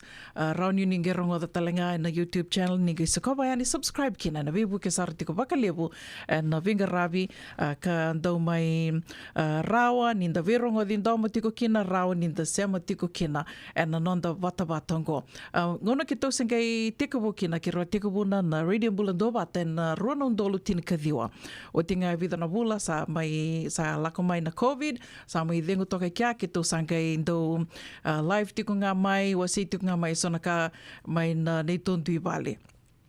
Tos tiko na vinga ravi yango ndo baka vina vinaka ni sa mai tomani tali tiko na vinga ravi sa mbaki ndua vinaka ngo na kena mai didi tali tiko yani na nonda Vata Vatongo na Radio Bula Duavata na station ngo and dua na studio i South San Francisco wala katonga na rarani wangabuka i San Francisco ke wakao ni sangole mai San Francisco o ni via veisiko mai ni geve tartar mai kamaro taki me tome vitala noa ni mai veisiko tali tunga and studio na Radio Bula Duavata. Sa mbaki ndua vinaka sara tiko nga ena vulango na vulako sita na ni rumai didi tali tiko yani venga ravi tiko yani ena tomba levongo San Francisco. Ka levundina tiko na waka vinaka.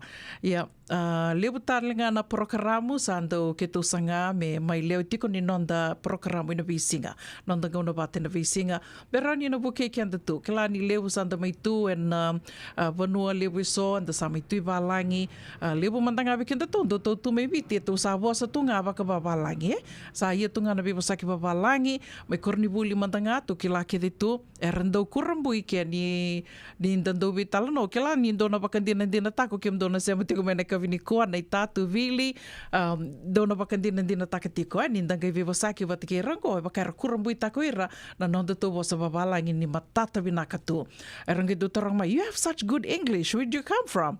Yeah, ni good tu kona ni o yo mai viti yo bikito mai viti baka me compulsory tu na vosa vavalangi kornivulia ke wakai ko do tukuna nga ke ko fail na English then you fail the whole exam e watu ia na ke na do waka bimbita gitu na vosa vavalangi mai biti to sakela ke tiko ya kongone ale bu weekend to ngi tiko i vale sa to ia sartu mandanga na vosa vavalangi waka samataka na ngono sege tiko bubuli kina i vale was tonga vaviti o nā ke tā senga sotini o ke lani o nā ia thambek ngana kala si tolu wakatela ki no tā e rosenga mandanga ni wakotia na primary school ia I vale santa vosto ngā wakawiti ia na ngona santa li teko bubuli kina sa teko butali tunga na vosa wawalangi o te ato sange isuka mai vale sa tonge me sanga tali tonga me to vosa toko wawalangi tu sange me vive ke walangi toko i vale na vosa wawalangi yo sarangango i tu vira o tia sa mai wakalubeni sa ia tali tonga na vosa wawalangi tu vira na ngone ia na ngau nau sange ada me kine Amerika en dua na ka na nongu mai wakame o maro take en dua tani na yalo wakila na nongu so wakasama takitingo I was so proud New Kila o yo me viti e tiko na nongu vanua na nongu bosa au kila i tani kina e tiko na i tobo ke mami kila i tani kina wakawa i tau kei se o kianta na kei viti ia au kila ni bunga talinga vikim dondo na dua wata kina ni da sa lako mai vangoa i vanotani da sange mai toro waka bimbi da maro takatiko da waka marengi atatiko ni o kianda e da ngole mai na dona vanua ka wutuni au tu na nonda vosa wutuni au tu na nonda i tobo to sange mai sangati ko me to waka lisio talamia na nonda to sa mai tu e na vanua li vangoa ia o te ake to sandu vewali takatiko i vale to problema de me sako sar mandanga na vosa babalangi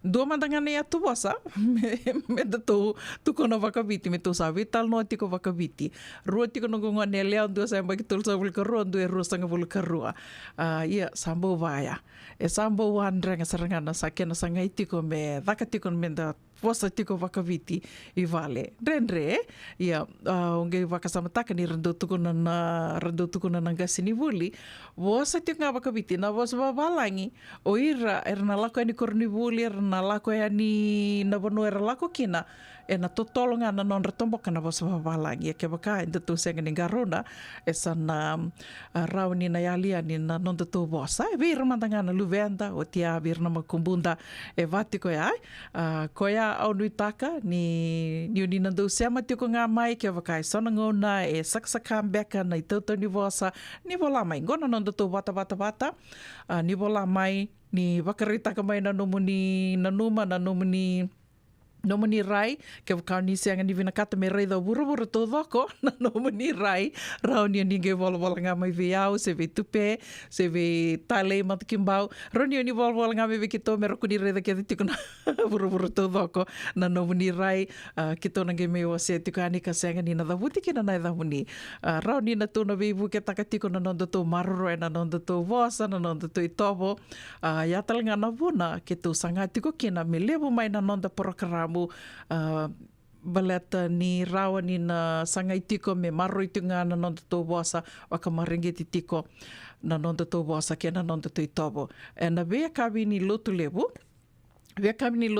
e na sivina lima na tini na miniti ndorongo titiko kina na ngauna ka niwasotia ka wakatoka itiko na nonda viti ndo venga ravitiko kina o ngasini vuli polange reti o tuku na nungu wakasama ni goa indona ngona vinaka roni da wakanga taka senga ni kono soma kina indona ka wakanga taka vinaka na nondo tu programa ndo rongo di tiko na viakavi ni lotu levu ni ongasi ni vuli wakasama taka koe e somi ia ni mai vevu ke vekenda tou ni mai veva kararama taki tiko mai wasia tiko na nona kila ka and a radio Bula Duavata e anga vi kenda kede saranga na itau kei se mani vena vano enda tukina.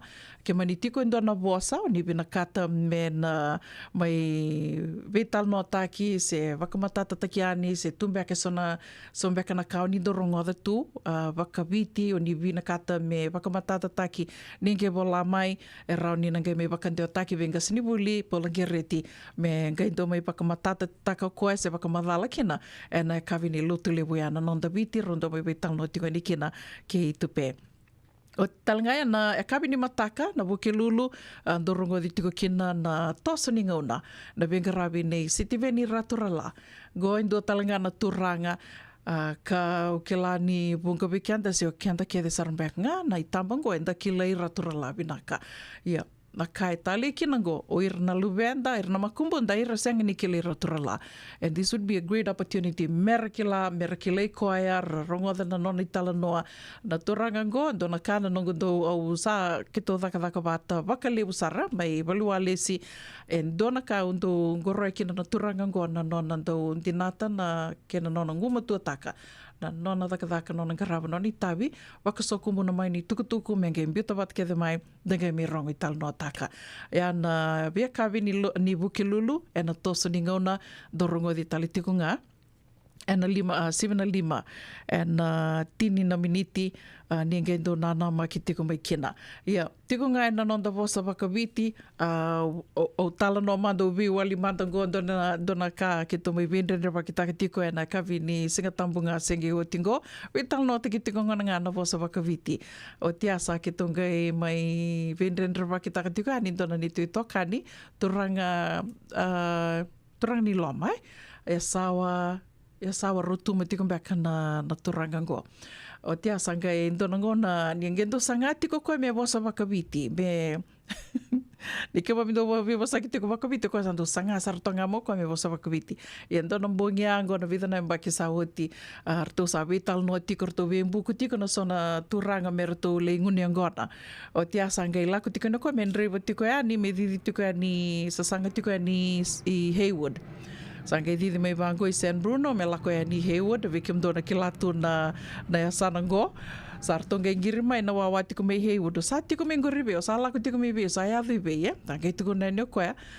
ngi via wakaviti taka nyo ko I'm taking the Bay Bridge I'm taking the Bay Bridge. O sa lako teo ningo vea kami tuku nuko I'm on my way. I'm taking the Bay Bridge. O tea sangi tuku nuko o sa didi tuku ningo sa kota tuku ningo na Bay Bridge. Ya na kena bimbi na nonde to wa marangeta wa maroroi tiko wakamatu teki kenta to tiko na nonde to wa sai na wasa wakaviti. Sivatongo na 5 na tinikan 2 miniti wakambula tiko yani vike muni na sema tiko mai na kavini kua ke oni singe sema mai wakandua kera tingange wasi atokani na nonde to page dona share dona like dona share kera telngani oni ngai subscribe so na wasa wakaviti so na wasa wakaviti sa sinroni wakaviti taki ke rodi subscribe kin na nito YouTube channel o yana Radio Bula Duavata YouTube channel ni bula vinaka na ita Alice Ngalo waka bula talitinga yani ve barada se mi sarasau dom bula mai vanua waka nui ni vinaka tika ni vikim do wakata nga kina ve lini wanga baraki nimbula vinaka maramana ita waka nui ni vinaka tika yani se vinga na vanua ni sema tika mai kina na kavini kua wakata nga kina ve Anna Rose Hoyt bula vinaka Anna Rose bula vinaka Mela se nimbua ni sema tika mbeka mai ve Mela waka nui ni vinaka tika ni vikim ni wakata nga kina ve Akosita nimbula vinaka Akosita Tuvili nimbula vinaka maramana ita onu itaka ni na mai tomani tale na nonda to sarsara merani rasar talanga kina na lewe viti wakambula talitinga yani ve matelita seni kuradhiri bula vinaka sista bula vinaka chochi sili meme bula vinaka meme wakanduni vinaka tiko yani en singa lewe nikua venga na vanua o vili ni utiko kina na kavinikua wakambula tiko yani vikimni wakambula talitinga vikimundo kede sarna tiko ngori mai na now sorry mini bus stand don bula vinaka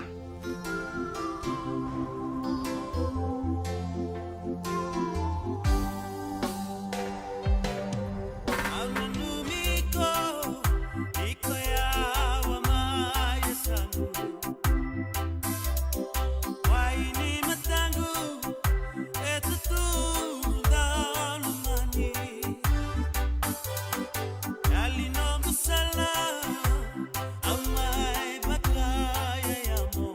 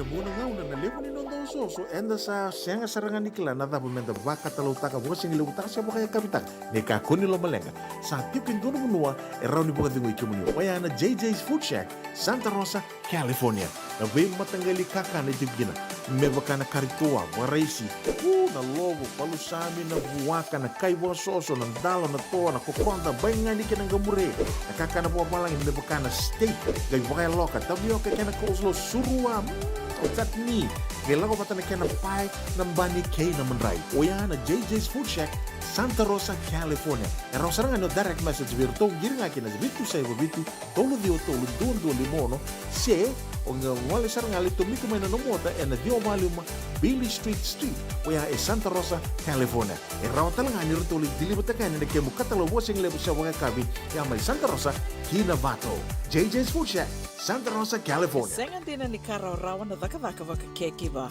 Ia endona kainda wipu ke kawaka mamanta taka tuna bingarabi o ia ke tuna kenda to kakana. Leika na dalo na bisikete na reo bata na sunbells e tinimbulu makau. We kenda tona senga tiku nindraiva se senga ni waka motoka kandau dren na tutu beto seki. Erto satu wakarau na Divine Pacific Food Mart mai Sacramento merto taladeani na nung ni boli. Rawa sara. We tartar ngayani na taliboni diwan dua ono toluwa diwa ono saivarua merto bakarotaka katalada mai na nung ni boli ena kena ngona totolo tua. Divine Pacific Food Mart Viturua Diwawalu Franklin Boulevard, Sacramento, California. Namba di taliboni diwan dua ono toluwa diwa ono saivarua. Erto ngarap talanga ni kena lewa suburi ani nanomu yaya mai na nonderto stoa kena nomu mati ni katumba. Dendram beka nangola ni kibalilo tero pukuni oso pakadadaka. Sendra kita beka na tos nimbula. Kuani lenga sinu ingaw-gawa. Nana mai kina programu warotaki. Mai veratau na New Methodist Christian Fellowship USA. Nongu chisu, nongu banua. Rongo na bima maniona na kabini buku lulu bei kemando e California.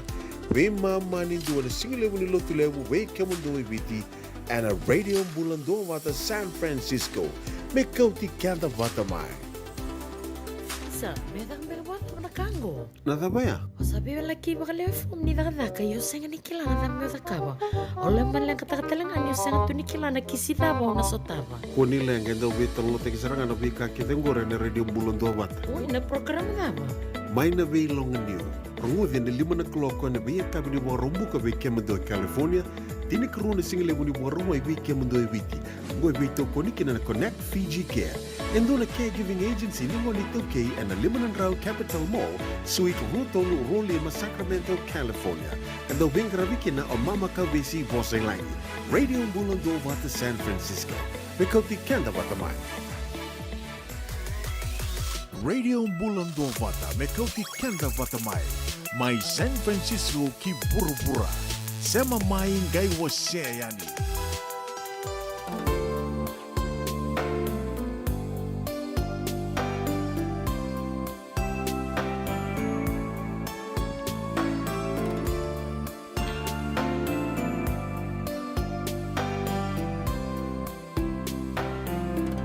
Que eu le suba bakarua nambula au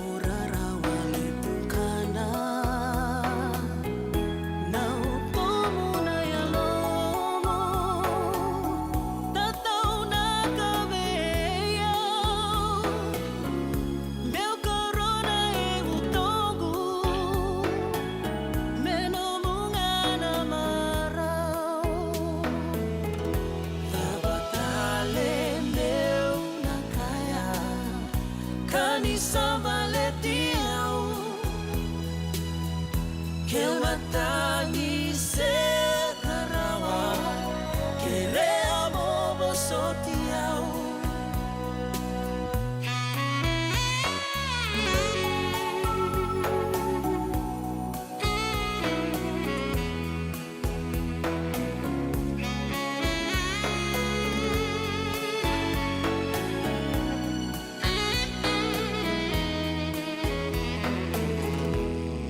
Suba bakarua nambola awan donuya meu bakale suya tale no murara wale tukana na utomo na yalomo tatau na kabeya meu karona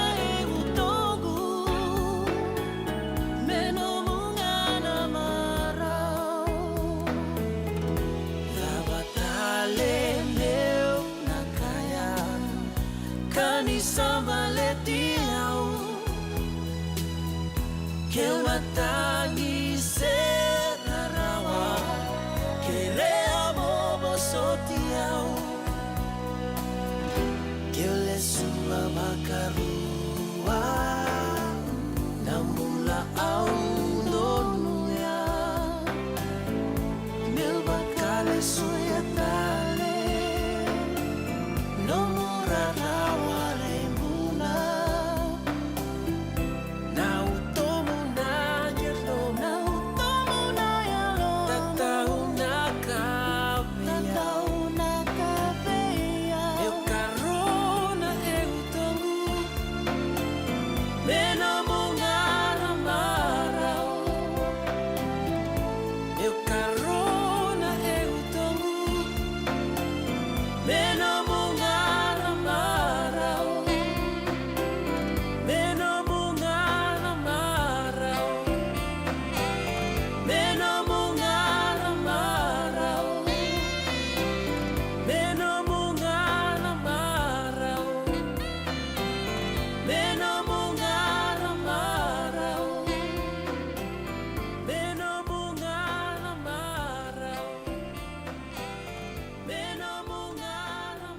Ia sandina sara meno mungana marau ke wakau sema tinga mai ke na radio Bula Duavata na vea kawini moni ti ke na wakarambuka mai na tolu ke na vitu na kaloko.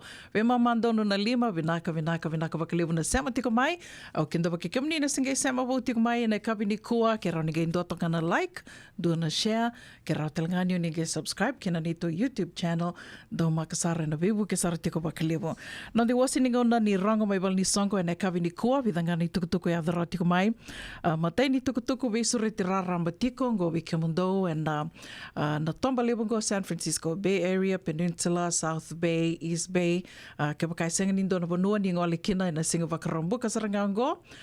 Dona danisi erto bita wata tiko na isongo waka viti na LDS Fijian branch waka idur tiko Millbrae na rua ba lima Ludman Lane Millbrae tiko tiko na vitu na kaloko na kavi kina vema mani tinikando na kaloko na bongi sanga nindo na kai somi kina ni ngole nga mai wakaruta kita litunga na waka kavi ndo mai sota ndo mai domanda na kena matambutu kai o te anda gai tala na ve mama ni tinikandua ya na rua ba lima Ludman Lane Millbrae wakarombuka sarangango ni karusanga bulka lima ni singa tikabutika na vitu na kaloko na kavi wakaruta kita litunga kina na waka kavi tukutuku katarapa na wakarowai talangango ne karusanga bulka ono ni singa ni buloko sita Wikamundo na tiko mai Santa Rosa kena bebo no vole kata vesure raramba tiko yani membaleta na Glamorous Vitu Lima Island Night wakaidhuru tiko na Friedman Event Center na vao ono Vitu ono Myatt Avenue Santa Rosa donan raunandola na idhurudhuru o katiko kena na wakakabi kena beba kamaru taki so tiko butiko na tolu na kaloka na kabi kena tini na kaloka na bongi. Tolu na kabi kina tini na kaloka na bongi, donan rauna dola na idhurduru kena tukutuku matela lai rauni o ni gibe tartarani ke mero ni bola a te dadavu se o leisani ken rambuka sa mbiuta li tunga yani na non-reto na bani taleboni and na non-Vata na Radio Bula Duavata Facebook page kena tikin dua sa mbiuta li tunga ni kina. Tukutuku kataraba o tio tiko ni tukutuku ya adhara tiko mai bekianda nei rongo mai wali songo e nei kawi ni kua member leta tiko ngana singa ke te levu wesureti kena singa ke te levu goa na wakaidhuri tiko na matai ka rua kene ka tolu ni singa di vulu September matai ni singa na wakarombuka na mbose wakaimbaki se na annual general meeting tiko tiko na vitu na kaloko ne kawi e na wakaidhuri tiko na HRI conference room la ye shopping center wakarowai e na tiko tiko na tini na kaloko ne mataka kina wana kaloko ne kawi na soli kana wakaidhuri tiko e na Koko Loli o Kekela Park, e ana Kamekamea Highway mai Haula o tia, na ono na kaloko e nei kawi, ki na tini kanto na kaloko na mbongi, wakaidhuritiku na ndanisi, wakai kawi, se na banquet, e na wakaidhuritiku e na Honolulu Suite, second floor, Tapatawa, Hilton, Hawaiian Village, Waikiki, $200 talitiku ngā na i dhurudhuru, deso e na kei Wanda tikum beka na wani wakabondo, sa watonga ngoe dona madhawa, wakanunu vinaka tiku ani, dona ngono vinaka ni ngande ngo, wakadhangi ke wakai senga tali tiku e sona oso. E na singa tambu, na katoli ni singa ni September, wakai dhuri tiku na lotu dhako Vata, lotu talengani, wei tala, e na rua na kaloko, e na singa levu, kana wakai dhuri tiku, e na Kahuku United Methodist Church, Kamekamea Highway. Na tukutuku kia ngoe, sa ambiu tali tunga yani, kina nonda Vata na Radio Bula Duavata Facebook page and i rongo mai wal ni songo. Se mai ni songo dhawan do tiko kena, se ndo sengila lawa taka tiko, lebu tiko ngoa na sasanga, na kaniwei buke, na i tuba, se mai ni dhawa ngai, nom do i tuba tiko, me maleta na nom do i songo, do wakota mai roni, na mai kathi waki tiko yani, and Radio Bula Duavata ngoe, dona ngoni sala, roni ke tobi buke kena, na wakasawi tiko yani, wakateiti tiko yani, na i tuku, na kathi, ni namundo wei buke, se kaniwei buke, se dhawa ngai, do sasanga taka tiko. Ni wakota mai kina Radio Bula Duavata Facebook page, na Messenger, tiko talanga kina, una wuninda kua, se ratu pedeli na novo, se tale matakimbau. Ki tu tiko kia na Messenger, ni wakota mai ni tukutuku me mai kadhiwa kiani, e nei rongo mai wali songo. Sa watunga rusanga wala ka ono na miniti me ono na kaloko, to mani tali tiko na nonda wakarongo sere kaunu itaka ni lutua tiko ni tavidhawa ngā, e ngaravi tiko ni singi lewa ni kua, e kavi ni kua, mataka ni kua, se mbongi lewa ni kua, vikimdo mai Engilandi, wakanuni vinaka tiko yani, au ke lani so e rere yandra mbongi tiko e na mbongi ni kua, wakambula tali tiko yani, vikimdo kethe sara na ndau venga ravi tiko, ndau ngoma tua tiko na venga ravi e na nursing homes, e California, wakambimbi tiko mai Sacramento, bula vinaka na dona ngona, e a head girl saratok ngā kina na maramani tango, bula vinaka kalrai ni mulia deva, wakate ngā kina viseli mbula, ndau bula vinaka, ela i Samoa, ni mbula vinaka na sema tiko mai na far north Queensland, vinaka wakaliwa na sema tiko mai na kavini kua, wakate ngā kina vikimdo mai Novato, na JJ's Food Shack, bula vinaka, Mrs. Titelia Nitini, wakanuni vinaka tiko yani vikimdo, Luisa Totovo, ndombula vinaka me watu kola, wakanuni vinaka tiko yani, wakate ngā kina vi mbuito kana tumbuna tamana, ndombula vinaka, wakanuni vinaka tiko yani vikimdo mai na Ndavui Level Housing, wakate ngā kina vi Anna Rose Hoyt, Alice Ngalo, mbula vinaka sista, wakambimbi talitu ngā kina, na vena numi be marama na ita, ke barada semi sarasau, sema tiko mbeka mai be semi, tiko mai mbulia se tiko ngai suba. Wakanuni vinaka tu yani vikimdo, wakate ngā kina vi Lini Wanga Baraki, mbula vinaka Lini, vinaka na sema tiko mai na kavini kua. Wakata ngā kina vi Mela Senimbua, ndombula vinaka Akosita Tuvili, mbula vinaka marama na ita.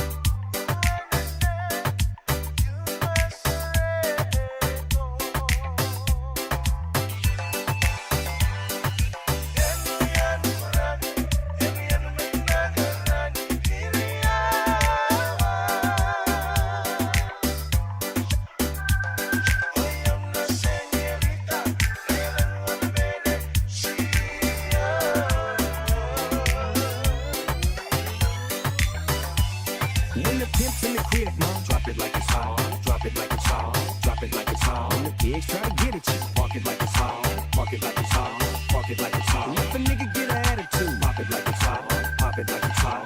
Pop it like it's hot. I got the rollie on my arm and I'm pouring Sean Don and I roll the best weed 'cause I got it going on. I'm a nice dude with some nice cream. See these ice creams, see these ice creams. Eligible bachelor, $1 million bow. That's whiter than what's spilling down your throat.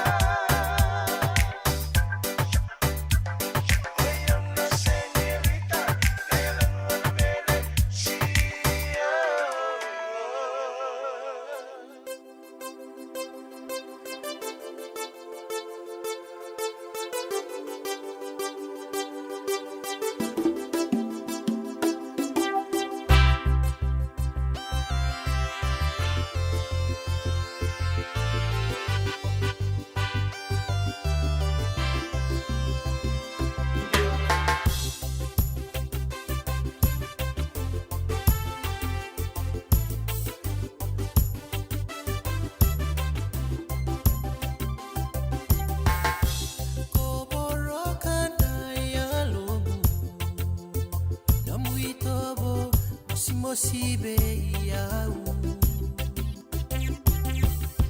ko abakananda kuya nabuvale ubale mama rabu takivuni nungaru sota kamatalebu sekambama sinaturanga niwa bulina sivali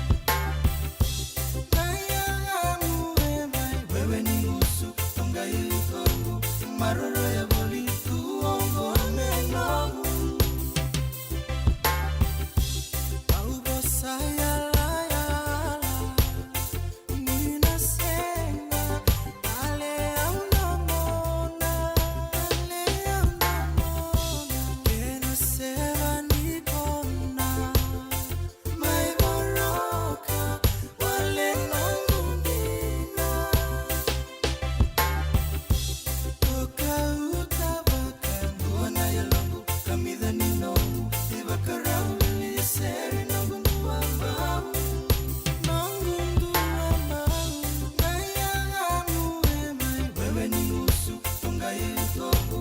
Mararaya boli tuongo ameno Isama maino Baunanumia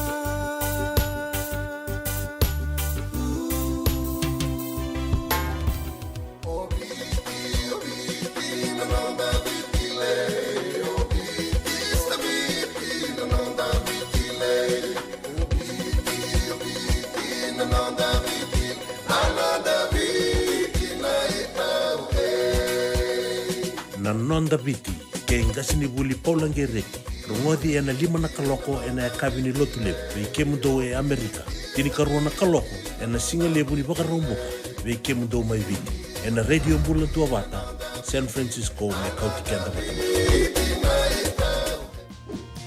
Endona mate kuniti wale Keda mana wasa Pasifika na hepatitis B. E kuneini ndua mana tini corona leni winua mana wasa Pasifika Amerika ni tobi reti kuna matengo na hepatitis B. Ongo libu kena na kenara ni betobi sena tobi kuna matini ngadha se liver cancer. Endende mendo kila kesate bikontiko. Mebakani sanga soti ni kene bakatakila kila se symptoms. Bakabo kesambimbi na mate.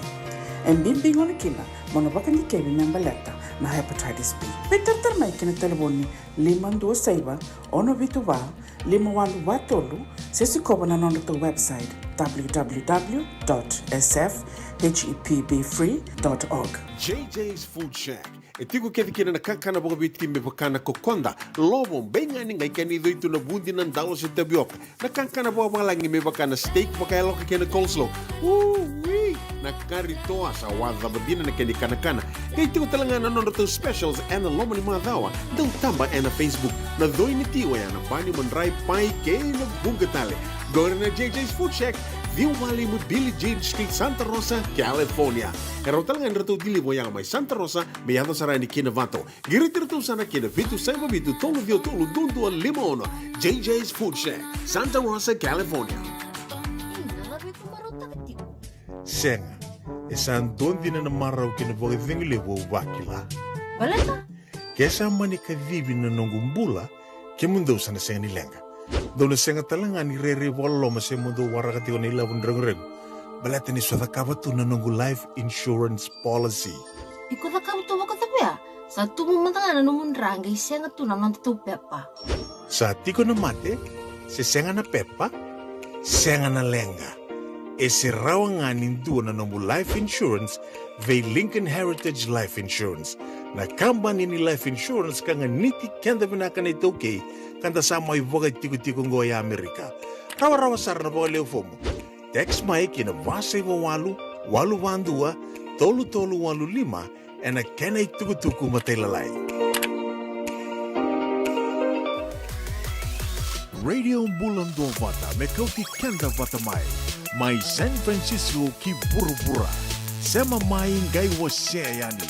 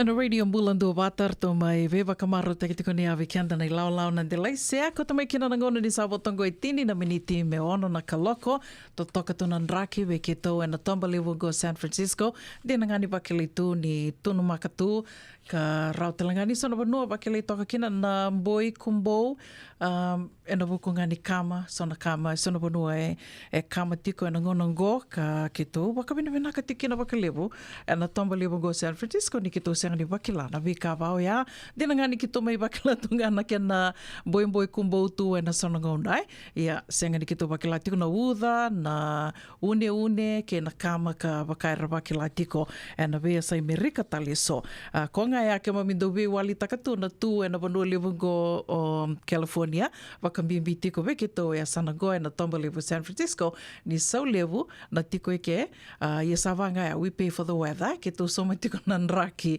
baleta ni vunga na ngau nai duto toka tunga na nraki e rawakila e na vese merika tali so na tonrani singa na batambata na uda de Vata i o keto e sanango e senga sarangani ke tondo wakila tu na vika vau ya koe a keto wakabina vina kataka kina na nito mai tiko rawa e na vanongo wakabina vina katalenga na nomani veto koni nomani do sema tiko mai ka rao ni mai didi wakitali tunga kina na non the station i ongo na radio Bula Duavata na vida na madha sawati ke roa mai vital no takatiko e ani ke Mrs. Titilia Naitini na Dignity Act going do na lawa e na immigration o ke lani punga weekend to sana de som baka na ngona baka me to sana ngude na nondo to baka nui tu ni nando na singa sana rau ni rawa na pepa na nondo to mai sasanga mbula tu e na vanua lebo go Amerika do lebo na ngona ondo tarongi ngoni sala da batali rau ni rau kina na pepa dono ko nana lila i tiko ngo satu kono koe una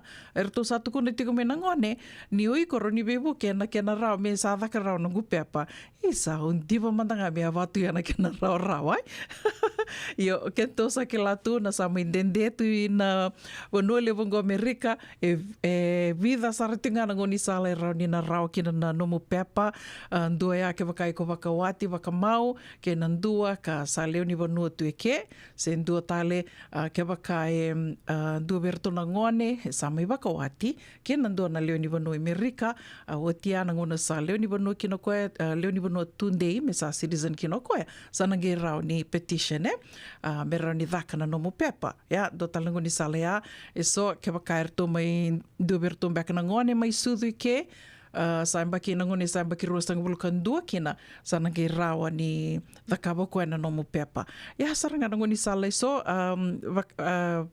pakatala kina na green card lottery konta sa ke la ke de tu but other than that go ngana vida ngana nangoni salang koe mai rau tiko kina na pepa e na vida na mbaki sauti do tuku nunuguna na mbaki sanga bulu sauti na mbaki sanga bulu sauti ndo se rawa e na amnesty se rawa na kena soli na pepa e so e na bononi dhaka bononi dhaka kau kila ya na tinika dhiwa walu sanga bulu bakadhadha 1980s e lewu era sa tiko rau e keka mai rau kina na nonra pepa and kena rawa ni ra dhakawa na nonra pepa o ira na waka i teitei tu and farm workers ka rau kena vira me ra waka pepa i so talanga na nonra bosa ni dhaka o ira mai waka dhaka taki rato e a talanga i dona nguni sala ka mai rau kena e na ngono ya i ango dona ngona balabungo sambo ren dina me dua tale na ngoni sala vau ya me mai rau kena na pepa ia tuku rongo binaka kau kilani tsarau ni na tō waka nui tiko kina ko ngai au tō watu ngonongo waka sama din tato sa lako mai na wano liapungo Amerika ke waka mandanga i senga na pepa endua ngai tō ke la kevi tiko goa sa nona i tuwa tiko na tamanda waka lo malangi we ke muni we ke anda tō ka tō sa iadara mi kina e na wano liapungo Amerika mai rau tiko kina na mbula ia na tuku rongo binaka ko atu kone tiko ni aki roa mai vital no tiko kina ke Mrs. Titilia Naitini e na vida na madha sawati na Dignity Act go na madhau ngango sa wakamin dua tale nei kalawa i liu na Dignity Act na kia na sangai tiko me wakando nui me ra wakando nui a kede mai na leo ni matambosi o ira kede member letter tiko na Dignity Act ia na dhawa sarmanda na Dignity Act e lewu na kia na wakamatei lalai au seanga ni oroni kai senga biau na kilaka me o wasia yani na dhava saramanda io ngo wakadhadha sara na kautali taka kina na Dignity Act ni wakawili katiko wakasamataka ngo orto lewe vida tiko ngana mata kina mbose lawa erto kota vake na Dignity Act ngo na wakatutungo erto akota vake na bulo me nga sengi otingo na karosanga bulo katolu ni senga ni bulo me kau vake kina erto aroa liu taka tiko rona marama na kaitali kina ngo rona marama o Representative Maria Elvira Salazar. O koe Republican, wakasamataka Republican mai Florida, ke Veronica Escobar, Democrat mai Texas. Arona rongo ro liutaka na arto liutaki rito na mata, e vida na mata kartonga lei wakarita karto matataka tiko na wakatutungo se na laungo me rawani na lipastaki se me wakandonu waka toka itikongo na Dignity Act. They introduced an updated version of the Dignity Act. Me wakabinakataki kina na lawa ni dhuruwanua se na immigration, a broken immigration system. And kena kaudhake na wakatutungo sa na madhango sa ko tukuna tiko ya dua tali tiko ni kalau ko aro ni da waka nui tiko kina yo waka wilika toka na ya dhan retou na mata karto kuta dhake ngo kina mbo se lawa e retou ko matangana ya dhau reda tiko ngo e rauniu ka erto lewe vida tiko erto marama kede nga indo toka na turango ya mai New York Mike Lola Adriano mai New York na kena bo kede erto marama kede mai na vi state tali so karto kota vaki tiko na kena sangai me pasitaki na Dignity Act e vati ko na usutu ni Dignity Act ngo kono numa me wasia mantanga yani rauni na soli rauni da nuinde tu kina waka nui tu ni na ndona ngona leka ngo e sa nandu tiko na madhala membaleta na Dignity Act ngo matai na vana tikina bimbi erto kota vaki tikina ngo se na rauni tuku ne kobuti ke tiko kina na Dignity Act ngo matai me tarova na dhuru mai o ira kara dhuru tiko mai wakailoa se na illegal immigrants. Owe tuku na ngai kia sini mai na illegal immigrant ni maso tiau illegal immigration ko ira na dhuru wali tunga mai senga ni waka ai wala tu saro ni dhaka takarau tu kia o kenda tau o dhei e wili tiko kina senga ni o kenda tau go ira na takosa mai na bai ko ia dua tale providing a dignified solution to the undocumented immigrants living in America.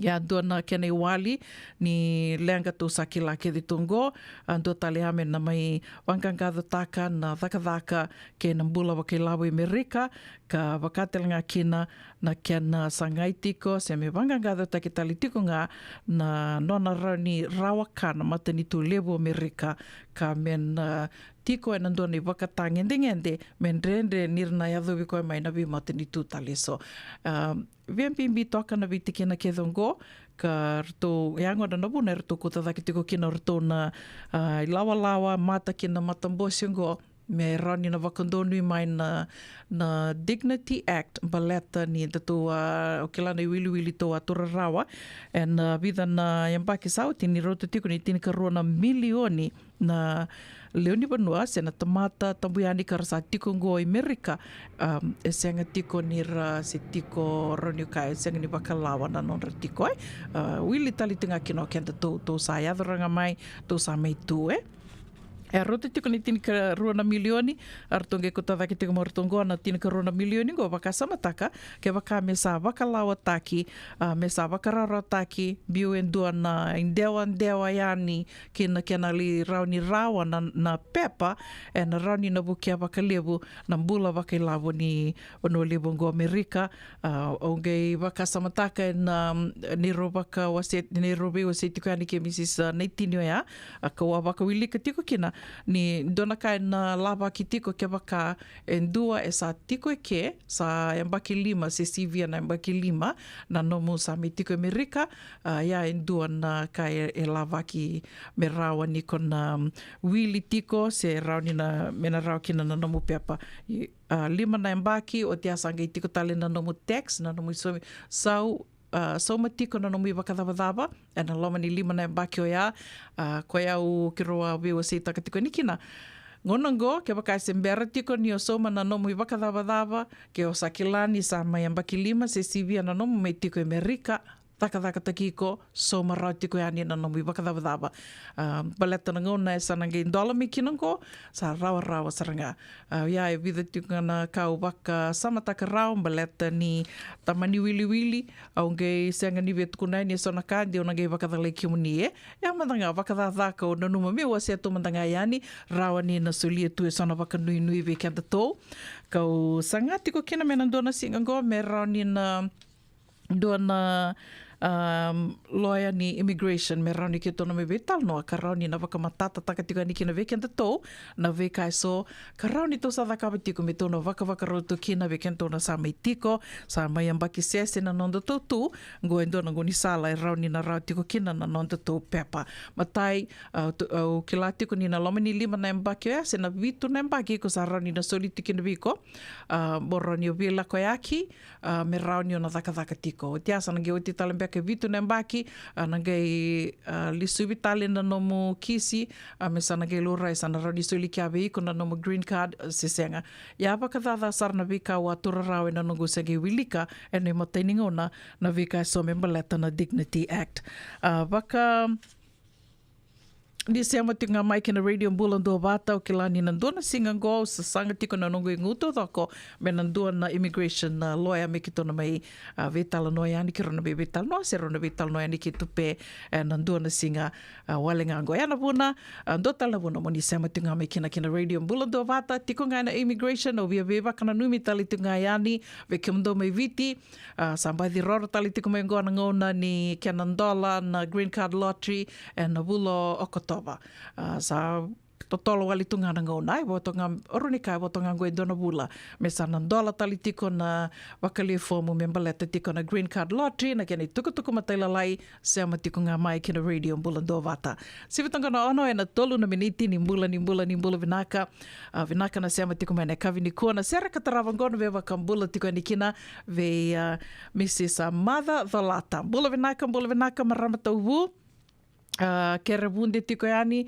or tō talangana makumbu muni er tō kere vunde talitunga nena kawini koa waka mbula talitunga yani ve mbongi ni soka api nisa mbula venaka tutu waka nui ni venaka tiko yani kina Orange Lounge ke waka ni tiko mai Santa Rosa Novato, Petaluma, San Rafael, Mill Valley, ni vewa singelewe ni ngole ane kina Orange Lounge dona kai wakasakiti na wakasangaro wakaidhora tiko na turanga ro venga ravi tiko kina wakambula talitingani ve mesake talomboko nimbula vinaka wakanuni vinaka tikani ve kimdona ve waraki chingana ya sano kandawe lo toka non rayado tiko me ngoni buli mai ya bulu ene kaviango ene field trip tinga mai isa wakanuni vinaka tikani ve kimdo mesake wakatanga kina ve marama nei tambula vinaka lela lubu sandende ko alima nei ta onita kanioni mbula vinaka tiko wakatanga kina ve karla ni mulia deva bula vinaka selimbula elei samua vinaka na sema tiko mai na far north Queensland ndombula vinaka wakambula talitingani ve Grace viti tonga nimbula vinaka na sema tiko mai lutoka ka ve wakambula talitingani ve kimdo ke de sara and a Zion shopping center mai tavua ndombula vinaka.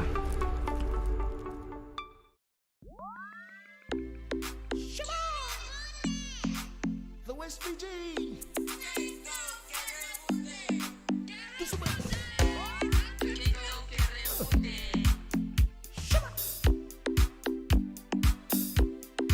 This is how we handle the Fijian.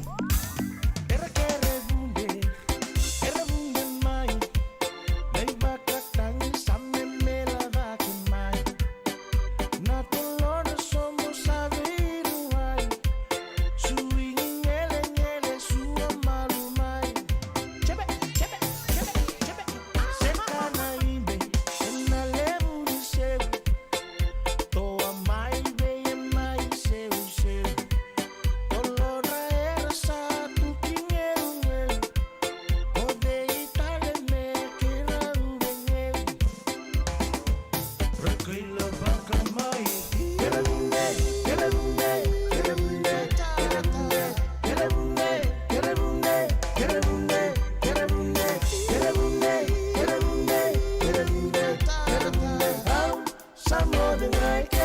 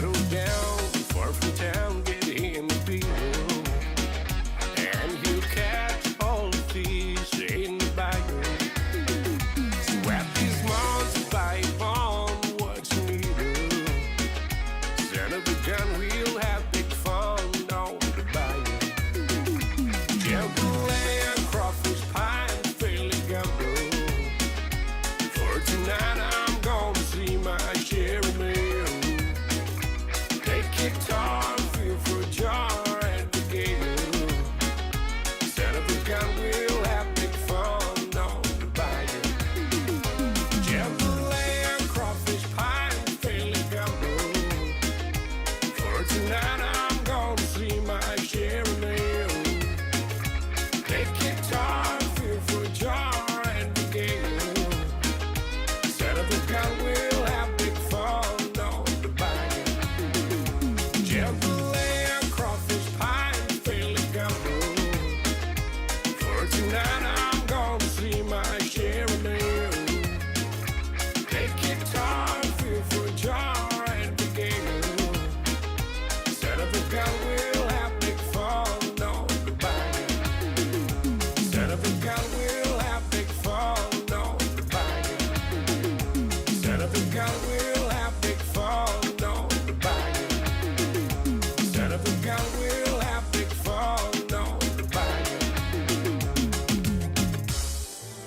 Au wawili kai sotale na itukutuku o le sangara. Ka bakatarungi reso. Kau mani taura sara en duana lave ni duana bakandindi ka kayadana. Na itukuni ke matabatudo. Era to wabala e sona turanga ke na maramanindere. A kota batakaya na ibukandinindi na eso. Me toko na nanondo to italano. Nigay nama kamay na toso mingaw na kay City Veni Raturlan and a racing of Bukalulu ni 7 na ba and a tini na maniti. E viti ni 7 na tini kadua and a tini na maniti. Nama kamay and a radio Bula Duavata San Francisco. Me Kauti Keda Vata mai. JJ's Food Shack. E tiku kete kina na kakana boka biti me pakana kokonda. Lobong benga ni ngai kani doito na bundi ng dalo sa tabioka. Na kakana boka malangi me pakana steak pakaya loka kina coleslaw. Woo-wee! Na karitoa sa wadha badina na kani kanakana. Kaya tiku talaga na nono to specials and na loma ni mga dawa. Daw tamba and na Facebook. Na doy ni tiwa yan na pani manray pai kaya na bungatali. Gawin na JJ's Food Shack. View Valley mo Billy Jean Street, Santa Rosa, California. Pero talagang rato dili mo yang may Santa Rosa, may yato saray ni Kina Vato. Giritirito sana Kina Vitu Saiba Vitu Tolo Dio Tolo Dundu Limono. JJ's Food Shack, Santa Rosa, California. Nongu chisu nongu banua. Dorongo de na vima mani ono Kina Vitu ene kawni bugululu we Kemadawa, California. Wei mamani ruane kavi Kina Tolu ene singalewu ni lotilewu we Kemadawa Viti. E warotaka na New Methodist Christian Fellowship, USA. Rongode na Radio Bula Duavata San Francisco, me Kauti Keda Vata mai. Senga, isang doon din na maraw kinabagay lewo wakila. Wala ka? Kesa mani kavivi na nongumbula, kemundo sa nasenga nilenga. Doon na senga talanga ni Rere walo masemundo warakati ko nila wundrang-reng. Balata ni swada kabato na nongu life insurance policy. Iko na kamu tuwa ka tabi sa tumumantanga na numundrang ay senga tu naman tu pepa. Sa tiko na mate, si senga na pepa, senga na lenga. E si rawa nga nindu na nongu life insurance vei Lincoln Heritage Life Insurance. Na kambani ni life insurance ka nga niti kenda binaka na ito kay kanda sa mga ibagay tiko-tiko ngoya Amerika. Rawa-rawa sar na baka leo fomo. Text Mike ina vasay wawalu, walu wandua, tolu walu lima, and a kenay tukutuku mataylalay. Senga dina ni karaw-rawan na daka-daka waka kekiba. Ia endona kainda wipu ke kabaka mamanta takatu na bingarabi, o ya kitu na kendo kakana. Laika na dalo na bisikete na reo bata na sunbells e tinimbulu Macau. We kendo to na senga tikunin driver, si senga ni waka motoka, kandau dren-dren na tutu beto seki, erto satu wakaraw na Divine Pacific Food Mart may Sacramento, merto taladayani na nung ni Boli-Boli. Rawa-rawa sara, we tartar ngayani na taliboni diwan dua ono toluwa diwa ono saibarua, merto wakarotaka katalada may na nung ni Boli-Boli, ena kenagona to tolo tua. Divine Pacific Food Mart, Viturua Diwawalu Franklin Boulevard, Sacramento, California. Number di taliboni Diwan Dua Ono, Toluva Diwa Ono Saivarua. Ertong garap talangan ni kanalay waka suburi ni nanomu yaya. May nanondo to stoa kinanomu mati ni katumba. Radio Bula Duavata, me Kauti Keda Vata mai. May San Francisco ki burubura. Sema mai ngai wasea yani.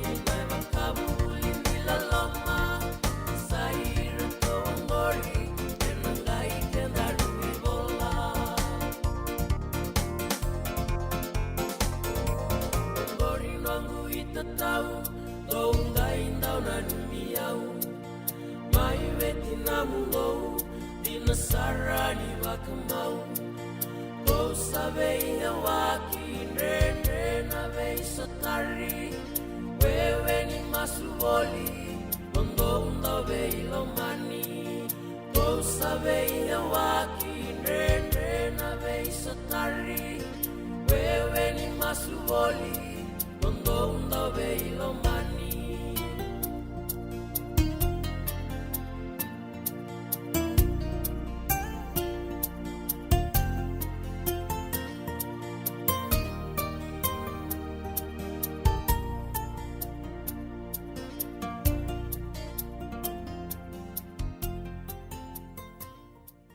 Keda Radio Bula Duavata mai veraton dau ni delena kula o yarto ve vakamaro tekituka ne vikenda na kavi ni tusi tiende ndai ne karusanga bula karuni singa ni bula kosita au ni taka ni bula binaka tiko se venga no ni sama tiko mekina na kavi ni kua ni taka ni rango binaka tiko ani na bioli liva ni Radio Bula Duavata vinaka na sama tiko mai kere tunga ke ni singa sama mai bakandua ni ge waseto ngai ani na nando to wata ngo ke bakau ni dalata na bi rambi so o ni via kila mea kana dhawa so tienda o rongodi tiko na nonta patabatongo na Radio Bula Duavata au sureti ke mani mo ninga se kova tiko yani na YouTube channel o ya na Radio Bula Duavata YouTube channel e tiko yani kina na vei parokaramu ke de sara ndo mai rongodi tiko na vei talanoa ke de sara ndo mai waka edura tiko yani na wasiningo nongo na Radio Bula Duavata na vea kavini moniti kina wakarambuka mai na tolu kina vitu na kaloko.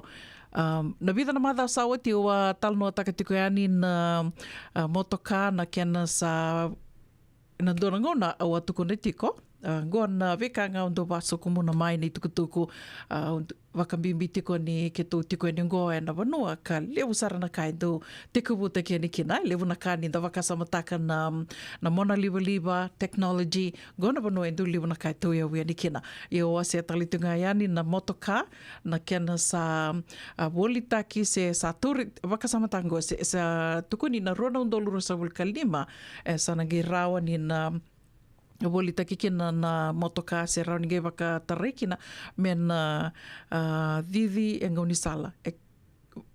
Senga ni didi, senga matanga ni didi. Waka samatango na motoka ka rawa ni na wuka. Flying cars. Ka sa wakandonu ia sa wakandonu tiko me buli, me tara, se me dhaka mai na motoka ngo, na motoka ka rau tiko ni rabuka. Wambota na kene sau, waka samatango me dhawa tiko me nangonongo e sa turi rau tiko e ruanan rau lima sanga bulu na ota. Era sa ota taka rau tu, na nonra motoka ka rau ni na buka, e sa wakatarai, me sa ambuli, me sa tiko bumbuli na motoka ngo tuku ni ronon dolu rua sanga bulu kalima, e sa rau ni ndana reitha kina na keni sa undua vir na motokango e tolu na ndrau na undolu na ndola. Waka e sa wakarita katu na liwini lawa e sa tu ke na vunga weekenda, senga walenga ni so weekenda na vunga weekenda.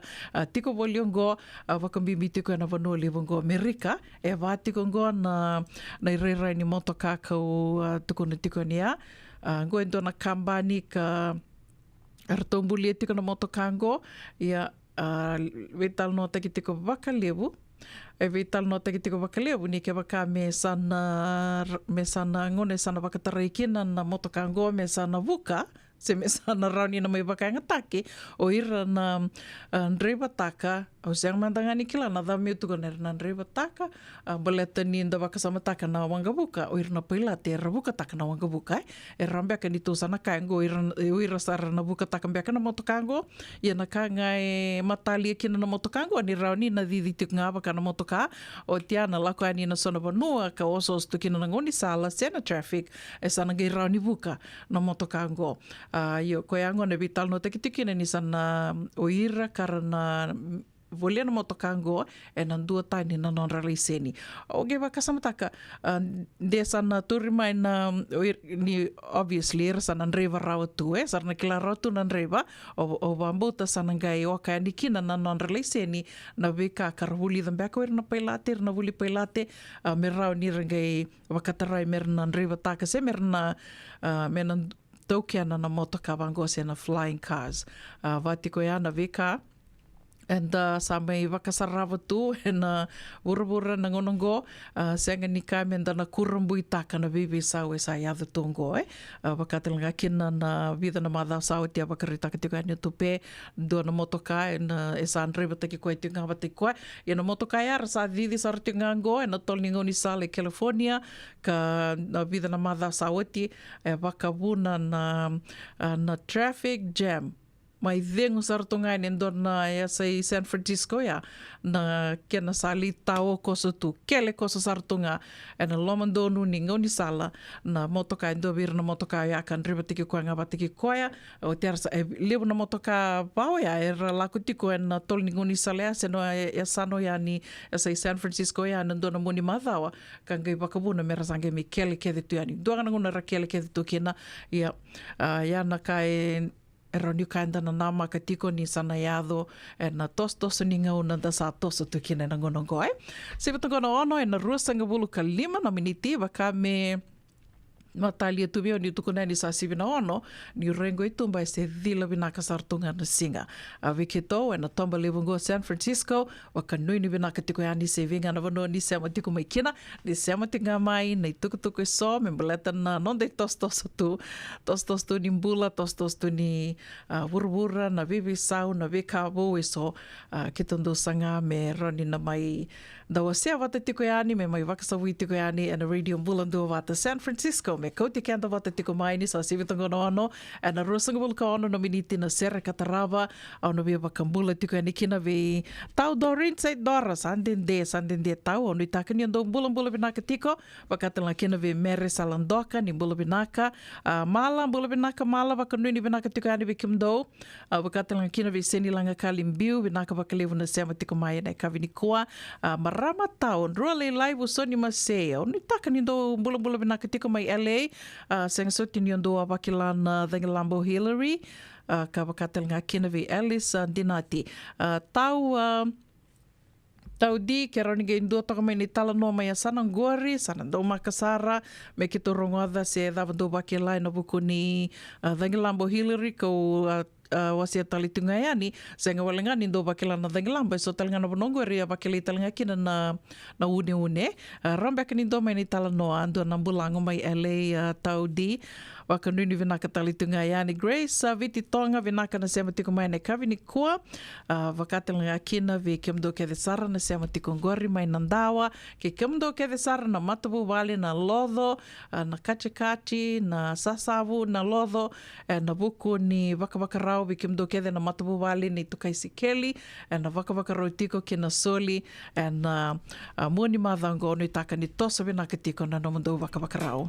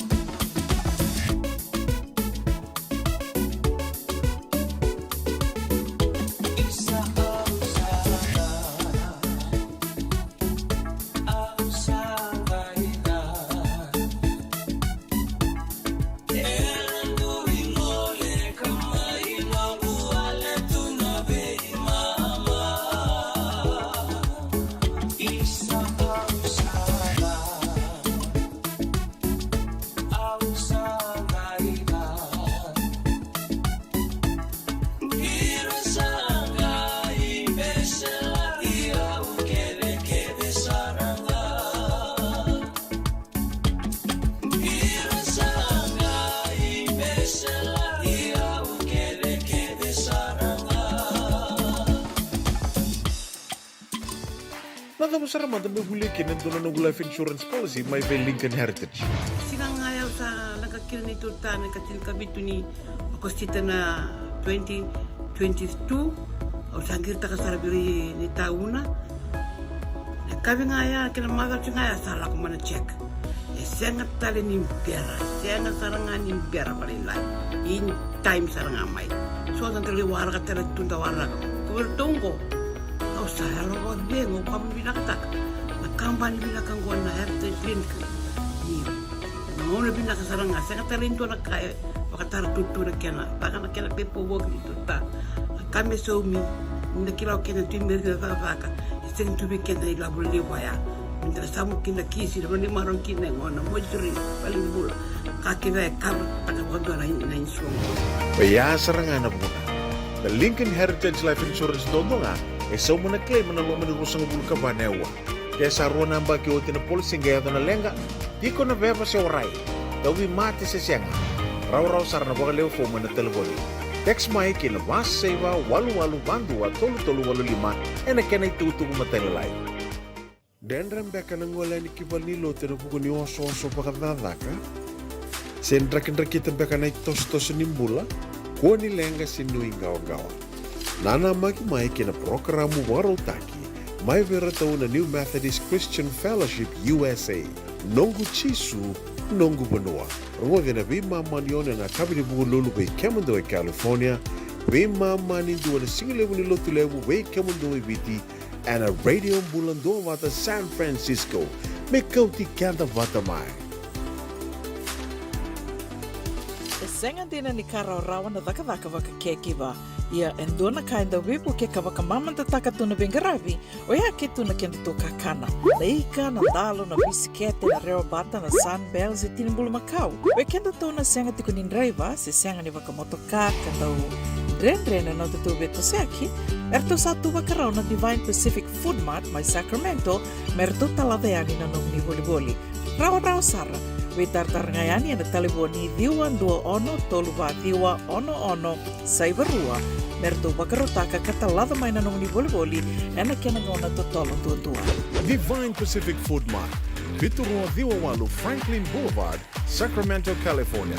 Namba di taliboni diwan 21 toluwa diwa ono saibarua. Erto ngarap talangan ni kanalay waka sumburi ani nanomu yaya. May nanonor to stoa kinanomu mati ni katumba. Ena buona ngauna na lewa ni nondo soso enda sa sianga sarangan nikla na dapat menda vaka talau taka buka singi lewu taka siapa kaya kapitang ni kakuni lo malenga sa tiukin dono menua erau ni buka dingo ikimuni waya na JJ's Food Shack Santa Rosa, California. Na vem matanggali kakana itibgina mebaka na karitua waraisi na logo palusami na buwaka na kaiwa soso na dalo na toa na kukonda bainga ni kinang gamure na kakana buwa malang mebaka na steak gay wakay loka tabioka kena coleslaw surua o tatni kailangan pa na kena pie ng bani kay na manray o yan na JJ's Food Shack Santa Rosa, California. Era sarang ano direct message virtual giring akin na bitu sa bitu tolo dio tolo don limono se o nga wala sarang ali tumiko may nanomota na dio maluma Billy Street o ya e Santa Rosa, California. Era talang ani rutuli dilibata kan na kemu katalo wasing lebu sa mga kabi ya may Santa Rosa, Kinavato. JJ's Food Shack, Santa Rosa, California. Sa, medang belawata mo na kango. Nada ba ya? O sabi wala kiba kalefom ni daka yo senga ni kilana na medang kaba.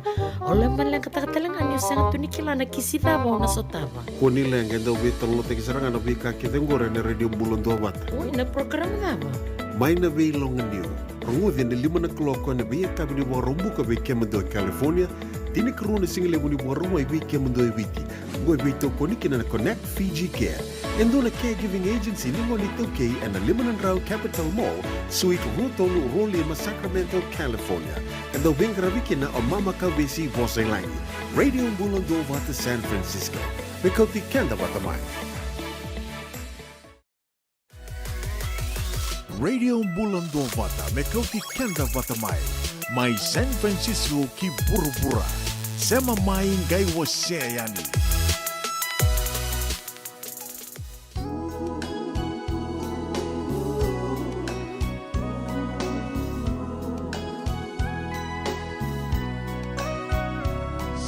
Sarah, you might be not cut, I'm walking down the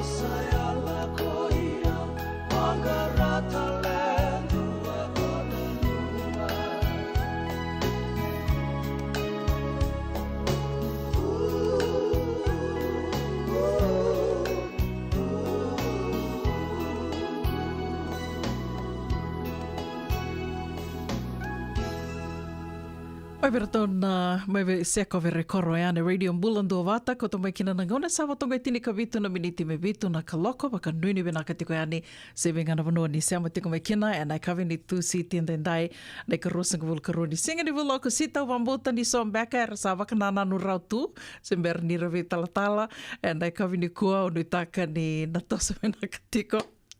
Tosa vina ka tiungana vilini, tosa vina ka tiungana I tos, oi? Tosa tiunga ki liu, se wādhawa. Waka nui vina ka tiko yani, na oti tingani nonde o siningo no Vata, nei rongo mai wali songo. And e kawi ni kua, ma tenga ni tukutuku e adhara tiko mai, me maleta tiko ngā na Vitu Lima, Glamorous Vitu Lima Island Night, e na wakaroa I sarangaungoa, ne ka rusanga vulu ka ono ni singa.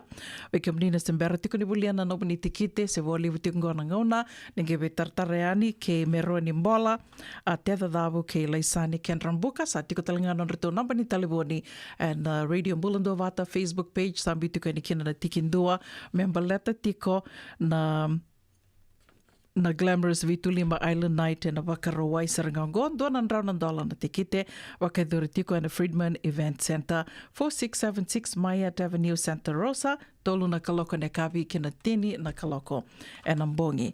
Oti ngani tukutuku, memba leta tiko ngā na singa ki te lebu, wakaidhuri tiko na matai ni singa ni Bula September na wakarombuka ia e na wakaidhuri tiko na vitu na kaloko ne kawi tiko wutikina na mbose wakambaki sa na annual general meeting na wakaidhuri tiko e na Laie Shopping Center HRI Conference Room Laie Shopping Center Kamehameha Highway wakarawai nei karuni singa na wakaidhuri tiko kina na soli na tine na kaloko na mataka kina wana kaloko na kawi na wakaidhuri tiko na kokololio ke Kela Park, Kamehameha Highway, o tia na tanisi wakakawi e na ngai teko tiko na ono na kaloko kina tini na kaloko iwa so tiao.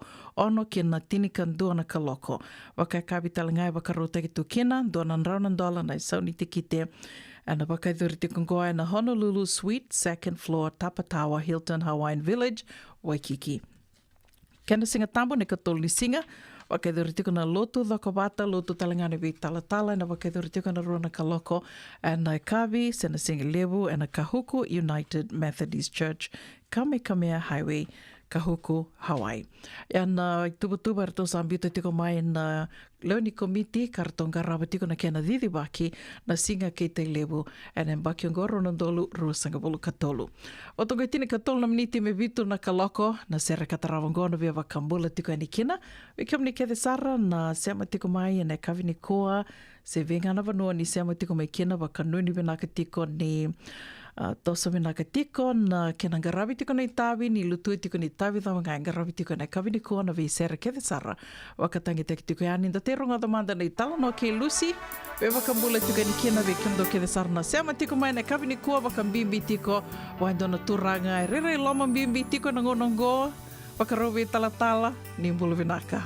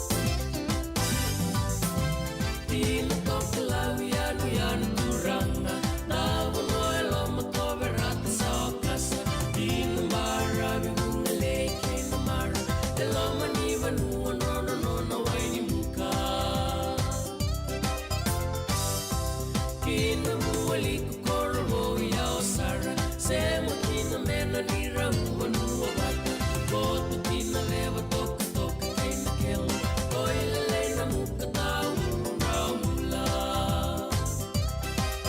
Tai levu kus tai levu No problem Waraina lenga Ke warai masanga Tau malenga Ni tutawa letu na kena kakana Nale mumaluni waini muka sayawa Kaini na kini na tua samay verata Muka ngari watu ni na marasangamba Ni usoti ya uisa nongu matangali Nasa rengoy waray ni nongu ninati E kamila nga me usere la kayani Tumogu ni matao may nongu dali Tai levu, kus tai levu No problem, waray na lenga Ke waray Nasangaw na taong balenga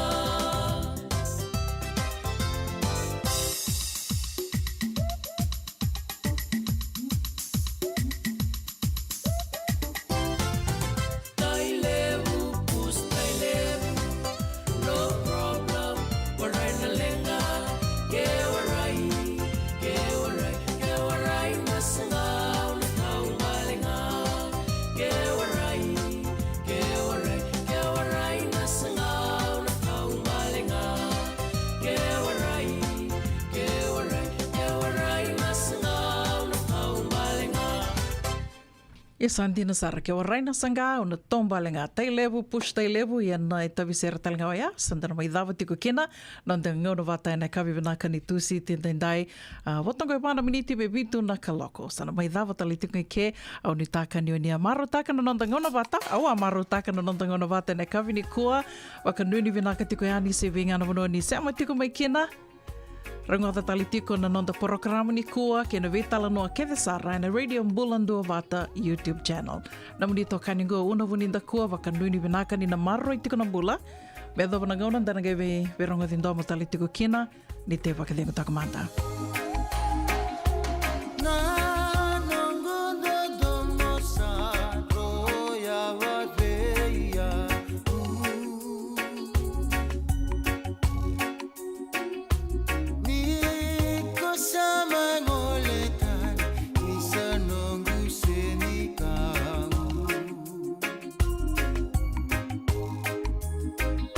Auna kaya beka meu suka ni